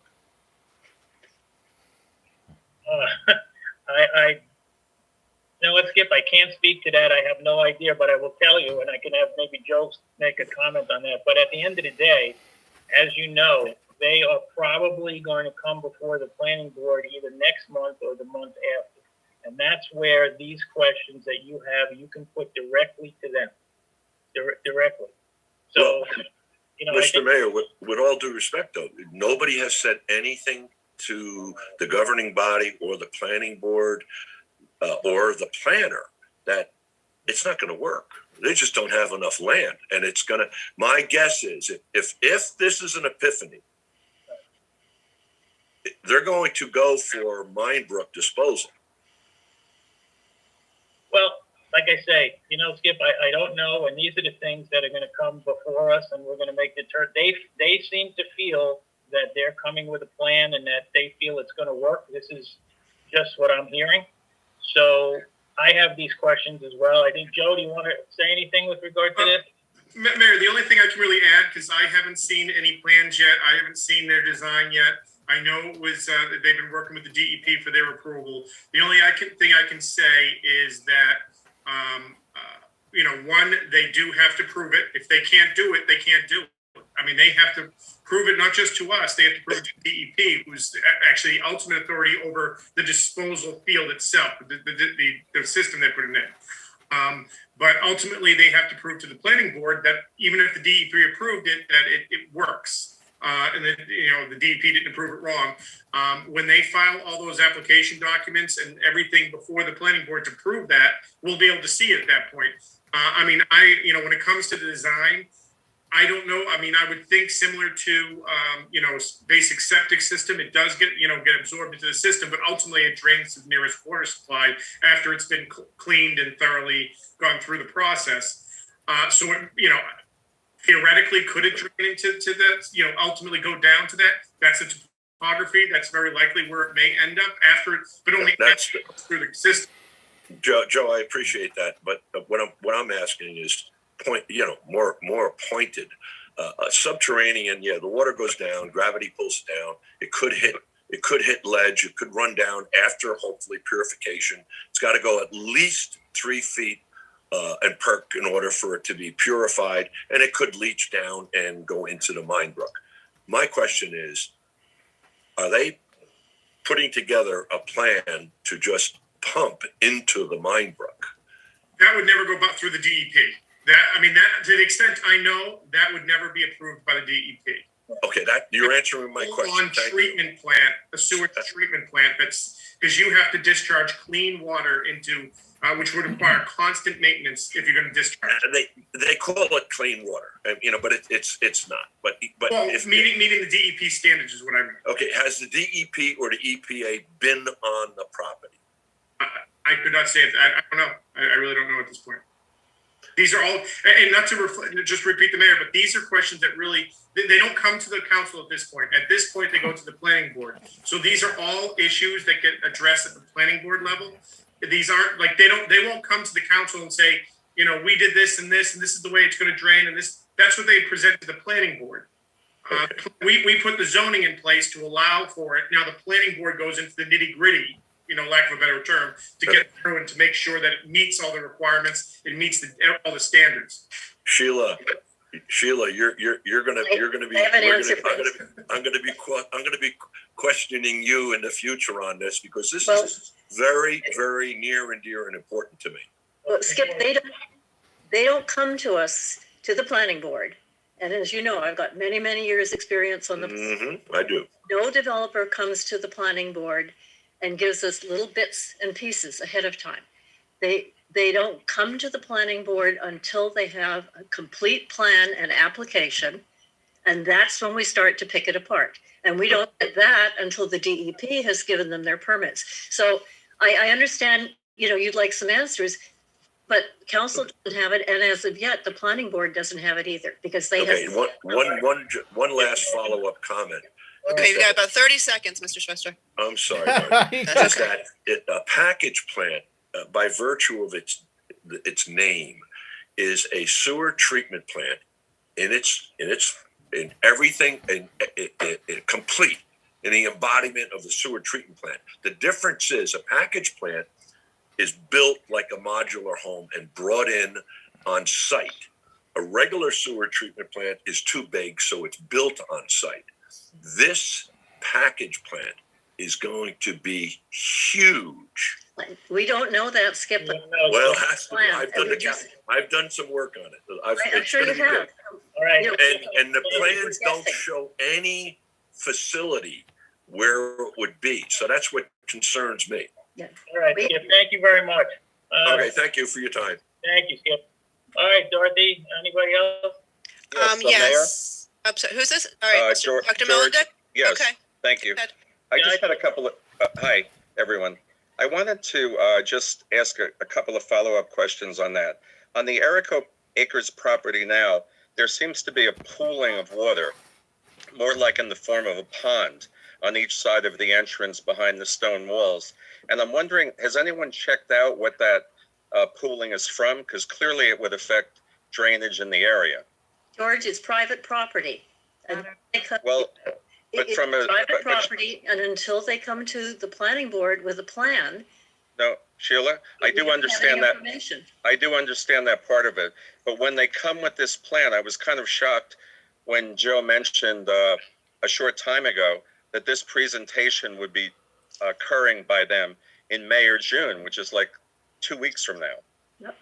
Now, when they present this, are they presenting a complete plan that the planning board will have to vote on that night? Or is this going to be the beginning of a process that could go on for years? It's going to be the beginning of a long process because the planning board will be looking into every detail of their application. Yeah. George, just want to dovetail on that. I think you know that at the last council meeting, before we closed, I addressed that. And I said to you that this is going to be a very long, very tedious presentation with multiple questions regarding everything that you're addressing, everything that Skip and everything, and that many, many residents are concerned with, and that we're concerned with as well. So nothing is going to be voted on. I want to make this very clear. Nothing is going to be voted on in one night. It's going to take months, if not a year, before this winds its way through and comes to resolution one way or the other. So don't fixate on the fact that it's going to be one and done, because that is not the case. I can assure you. Thank you. The other question I had relates to something I asked Joe a while ago, and I think it relates to what Skip was asking about, and that is these permits or DEP interactions that the applicant, whether it's Pulte or Melillo, are getting. As some of you know, I'm board certified in environmental medicine, among other things, and I happened to find out that the DEP a year ago, in May of 2020, gave a flood hazard area verification and a freshwater wetlands area of interpretation letter. And I was wondering, Joe, do you know about this, or because clearly this relates directly to that property? No, usually I haven't seen it yet, but like everything else, that's usually something they submit to the borough as part of their land use application. That's something that some applications go on beforehand. Most, I would say, larger applications get those before applying to the planning board. Some of the smaller ones may have to file and get that approval or certification as a condition of approval on smaller applications. But usually, once again, that's not something that comes to me or the borough ahead of the filing of the planning board application.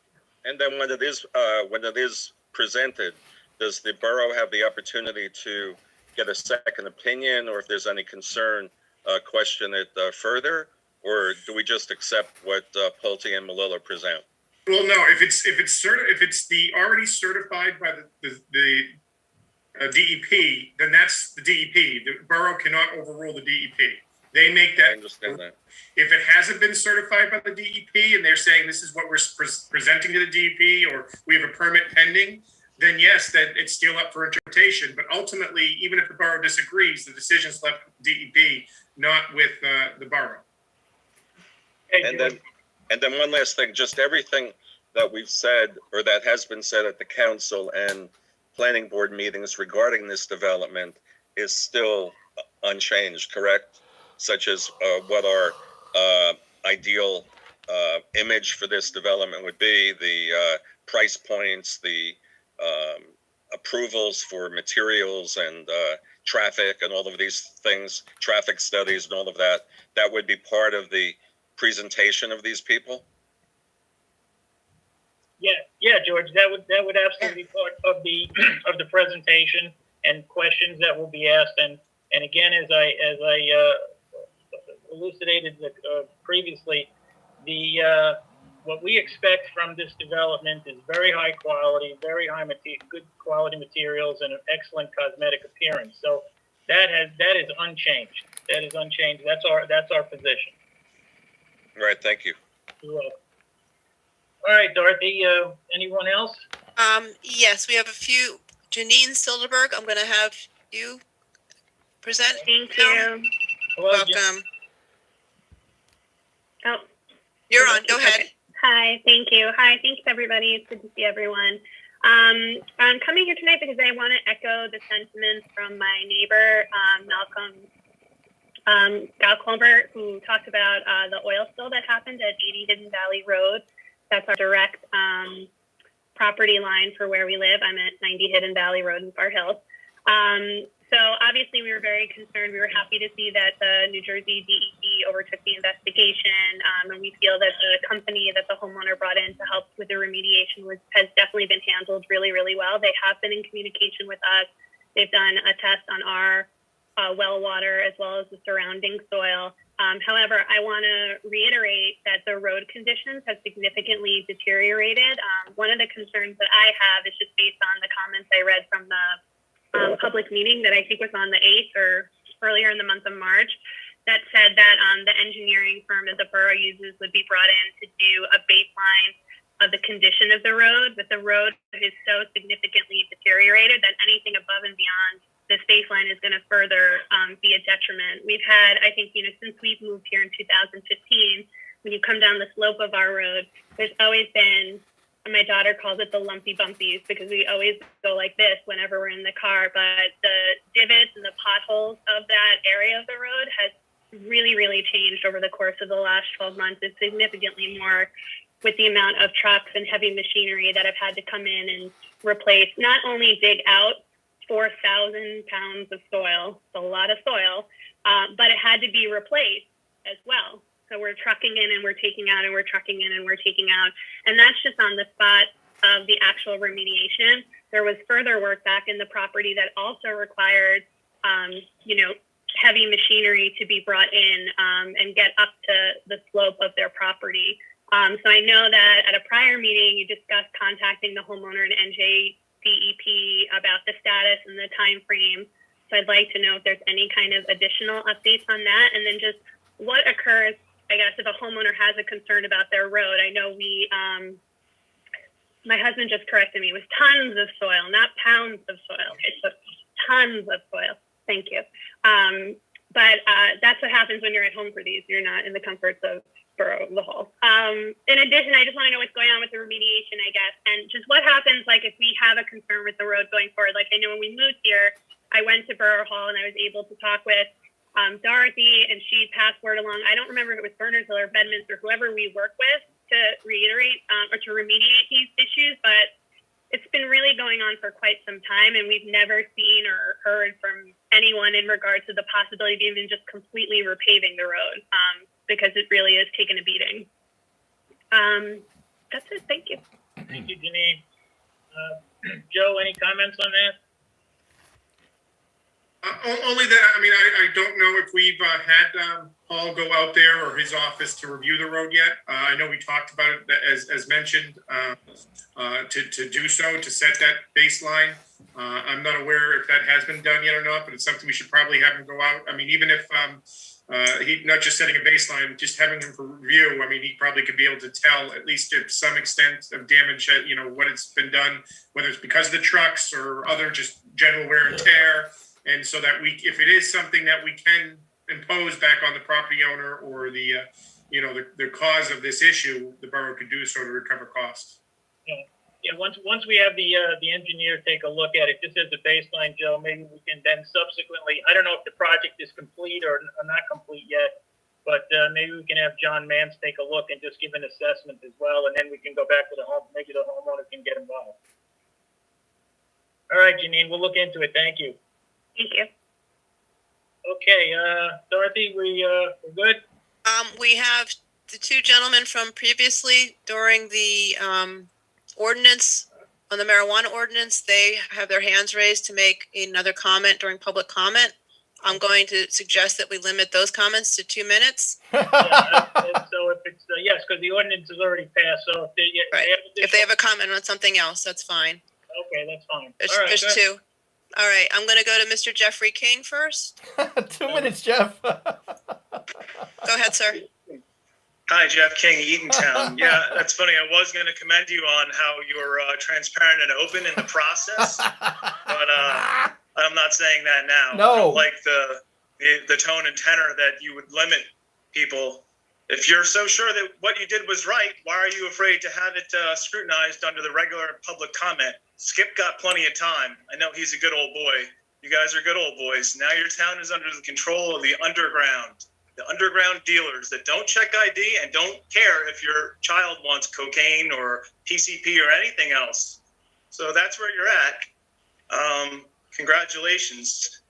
I was going to be a little bit more trying to encourage you to think about the future and what you can be, but you guys are stuck in the past. I just think that you made a mistake and your citizens are going to pay for it because they're going to turn to alcohol, which is much more dangerous, horribly toxic and addictive. That's going to be their pastime when they're in pain physically and spiritually. So good job on that leadership. No one commented on home grow. So I don't know if you're just happy with the corporate model that Murphy is putting in place or what your opinion is. You just didn't even say anything on it. So thank you for answering the one question I really had of you. That's all. Good night. Good night. Thank you. Mr. King. I appreciate your comments. All right, anyone else, Dorothy? Yes, Mr. Grimes, going to have you unmute if you'd like, and you'll have the 2 minutes as well, sir. My name is Edward Lefty Grimes. I'm with sativacross.org, 501c3 New Jersey, advocating for the handicapped, disabled, and cannabis people, cannabis patients. If you're hiring workers that are drunk or stoned or incompetent, that's on you. That's poor leadership. That's you're making bad choices. So it's funny, but it's true. In the Bible, it talks about anointing oil, the recipe for anointing oil in Exodus. There's a word, cannabism. There's actually a few translations for that word. It's translated as cannabis. It's also translated as sugarcane. It's also translated as calamus.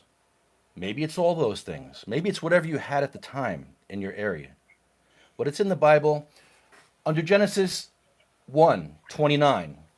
Then God said, "Here, I have given to you every dangerous pharmaceutical pill." No, God didn't say that. God said, "Here, I have given to you every seed-bearing plant that is on the entire earth, and every tree with seed-bearing fruit. Let them serve as food for you." Well, that's pretty obvious to me what he means right there. Ezekiel 47. All sorts of trees for food will grow on both banks of the stream. Their leaves will not wither, nor will their fruitage fail. Each month they will bear new fruit, because the water from them flows from the sanctuary. Their fruitage will serve as food, and their leaves for healing. That's Ezekiel 12. It's also in the Revelation, it talks about leaves of healing. Throughout the Bible, you'll see this. Our 501c3 was started by a man named Jeff who had stage 4 cancer. They told him he had 4 months to live back in 2016. And he lived up until last year, coming to these council meetings with us from his deathbed. He would actually come from his deathbed. He came to a couple of meetings with a chemo bag strapped to his hip. Most inspiring activist I've ever known. And I'm honored to have spent those 4 years with him, because I was inspired and I learned a lot. I learned a lot about compassion. Because the reason I go to church is because I'm very angry. I'm an activist, and I do a lot of activism. If you see my videos, you can see how I get triggered sometimes, and that's why I go to church. Church isn't a museum for saints. It's a hospital for sinners, and that's why I go to church, because I'm a sinner, and I make a lot of bad decisions, a lot of bad choices, and I'm trying to do the right thing and help other people do the right thing. Because I know that's not what Jesus would want. He wouldn't want you to put wheelchairs in the back of the line, but that's what you have done. You still have time to change it, and I still have hope for you guys to change it. I think you guys should pray on it. The problem I have is so many problems with handicapped and with wheelchair access and with people that are sick and suffering. So many towns don't care. And I see that. I see it Mr. every day. Grimes, thank you. I have afforded you the 3 minutes, and I thank you for your comments. Thank you, Mr. Grimes. Okay. We have, Can we do- now let me just go through people who have had their hands raised. I'm just trying to go through the order. We have Jamie Van Sciver again. She has her hand raised. I'm going to ask her to unmute. And again, I apologize. We'll go for the full 3 minutes for anyone that wants to make a comment during the public comment section. Ms. Sciver, can you hear me? You're able to... Yes, can you hear me? Okay. Yes, we can. Please go ahead. I am really disheartened by what you guys are doing. I don't understand why you want to continue to stigmatize natural medication. This isn't for fun. Nothing about it's fun, actually. It's expensive. It's stigmatized. People are ignorant about it. They make a lot of judgments without being knowledgeable about it. And there's so much information out there right now about what it's doing for seizure disorders and cancer and PTSD and depression. And just to know like that these are chronic conditions that these people are like genuinely suffering with. That it's so expensive to try to not go down a narcotic and pharmaceutical path. It's expensive to get into the program. It's expensive to see the doctor. It's expensive to get a recommendation, however frequently. That's not consistent. 3 months, 6 months, 1 year. That varies. $250 average for 6 months. That's like $500. Getting your card every couple of years, and that you haven't even entered the dispensary yet. And these are people, a lot of them, with medical conditions that are on disability. And I just feel that you're perpetuating and almost dictating a pharmaceutical path for these people. They're dying and suffering, and to make things more difficult and to make them really, what would they have access to? Like, my diagnosis is I could have anything I wanted, really, like narcotics and pain medications, and I could have them delivered to my door, and nobody would judge me for it. You wouldn't bat an eye. And I think it's horrifying. I don't know where you guys think this path leads for people. When there's something natural that is proving in science, not opinions, not somebody hires lazy people and has bad judgment in Colorado. Facts, medical, like Neil deGrasse Tyson, the really cool thing about science is that it's true whether or not you believe in it. And I think you are embracing ignorance. I think you should visit places. I think you should look at the residential values increasing. There's not security issues. It's a medical... Ms. Sciver, you've got about 15 more seconds.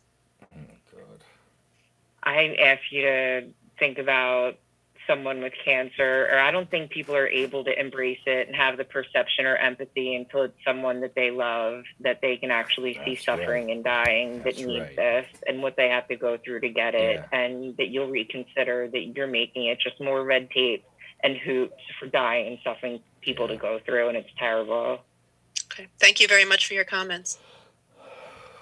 Okay, we have Marina. I'm going to ask you to unmute. Can you hear me? We can hear you. Okay, you have 3 minutes as well, Marina. Yes, I'm really saddened that you guys are hurting your townspeople. You're making them suffer. There's people in your town that have cancer and they're suffering and they can't, and they just want to live. I can't understand why you guys are being such bullies to them. I don't know why. Bully. And now you're laughing. What's with the laughing? Mm-hmm. It's not funny. Yeah. It really isn't funny that you guys Not are funny. doing this to us. Yeah, laughing. This There's guy right here people in your laughing. town right now that are sick in bed, that are over the toilet or over a bucket, that they can't come to these meetings. Disgusting. And I'm getting laughed at. Mm-hmm. Way to go. Shamed yourselves. You're just, I'm so glad I don't live in your town. And that's what you're telling people, to move out of your town, Shame on you. not to move into your town if you have cancer, if you're sick and dying. There's pediatric doctors who prescribe this, so children can stop having seizures. But no, you want them to have seizures. You want people to be suffering. Thank you. Terrible. You're just mean. Yeah, mean. Bullies. Okay, thank you, Marina. And we have Janine Silberberg. Did you have another comment, Janine? I did. I'm sorry, really quick. One thing I forgot. In addition to the road, I wanted to ask, just in terms of the responsibility for the trees on our road, how is that ever, or is it ever reviewed or investigated? Because we had a lot of issues with trees coming down on our road, that we live in this, one way. If we ever came down, we'd be trapped. So I know the town looks on the main road on Lake, and our power lines happen to be underground. But when they're on Lake, they're definitely assessing the trees and making changes and cuts. Our power lines are underground, so I feel like a lot of times it gets overlooked. But we have a lot of issues with trees coming down on our road as well, and I just wasn't sure how that can be reported or handled. Mayor, I can address that if you'd like. Good. Where the trees are actually the responsibility of the property owner. The trees that are getting trimmed, where you see the power lines and the utility lines, that's actually the utility companies doing that, not the borough or the county. The utilities come through and they can cut that. So that's why you might see it on the road. You see the power lines above, but you don't see it on where they're down below. But when it comes to the trees themselves, it's the responsibility of the property owner. Even if it's within the borough's right of way, it's still legally the responsibility of the property owner. It's only if it actually falls and blocks traffic where the municipality would have to come in and remove it. But still, even that, the liability and responsibility on behalf of the municipality is just to get it out of the cart path. It's not even to remove it fully. It's still the responsibility of the property owner. Okay, thank you. You're welcome. Okay. I knew it. I don't see anyone else's hands up. I am going to ask Mr. King if you had any additional comments. I wanted to give you your additional time, so you had your full time. If you wanted to unmute. I guess he only went 2 minutes, right, Dorothy? Is it right? Yes, he only went 2 minutes, and I was mistaken in doing that, so I wanted to make sure he was afforded the full time. Mr. King, do you have any additional comments you would like to make? Well, I will just say that I thank you for that, and I restore my comment of that you were fair enough to allow us to be seen and heard, and to express our opinions, and it was respectful, and I did not hear rhetoric that would be considered reefer madness and propaganda. So I do have hope for you that you will evolve and learn, and maybe in 20 years, or maybe after we're deceased in another generation, your potential will be realized. So I leave you with good tidings and wish you the best. I love when he says Thank that. you, Mr. King. We appreciate your comments and your involvement in the meeting tonight. After we're dead, they'll be all right. Hold on, Skip. Just a minute. Skip. Yes, Mr. Chester. Why does Skip go again? Can I have a couple of minutes? Why? That's going to be at the direction of the mayor. Why does he get time? All right, do we have any other questions, Dorothy, from anyone else? I don't think so. I don't see any more hands Why does raised. Skip and get 2 people more did not minutes? unmute He already themselves, so spoke for 20 Mr. minutes. Chester would be the last one to make a comment this year. I will allow him. Be the last one to say. All right, Skip. Let's make it Oh, quick. God. Skip, really? Okay. Number one, I am not one of the good old boys. And quite frankly, Mr. King, you can ask each and every one of the council people. I'm not one of the gang. Elections have consequences. We elected these people to represent us and to do our bidding, and they do it pretty darn well. Now, there are times we don't agree.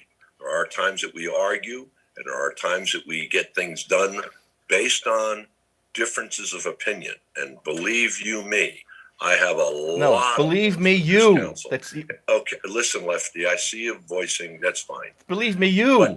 The point is, It's believe me, they you. do represent us. I believe you, me.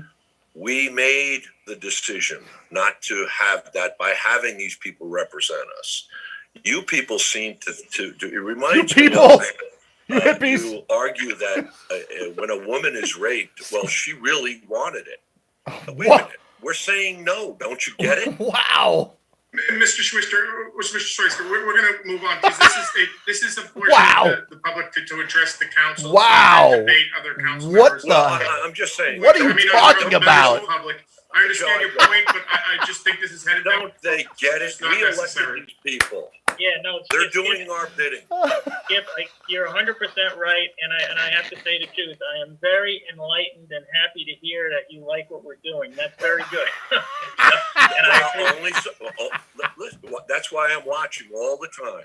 All right. I watch, I listen. You guys learn, Oh, I learn, man, so funny. and we get along.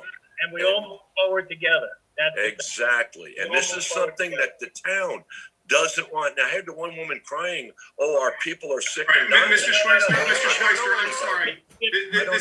This is just commenting on other public comments. Let's stick to addressing the council on any issues you want to address the council, not addressing other public comments. Yeah, I think we're going in a different direction, Skip. So let's just Woo! Woo! Mayor, I'd like to make a motion if we have no other outside public questions to move out of public comment. Wow. Second. Wow. All in favor? Aye. All right. Well, I want to thank the council and everybody who made comments tonight. We appreciate the input. And with that, do we have a motion to adjourn for the evening? So moved. Second. All in favor? Aye. All right. Good night, everyone, and thank you. Good night, everybody. Good night. Thank you.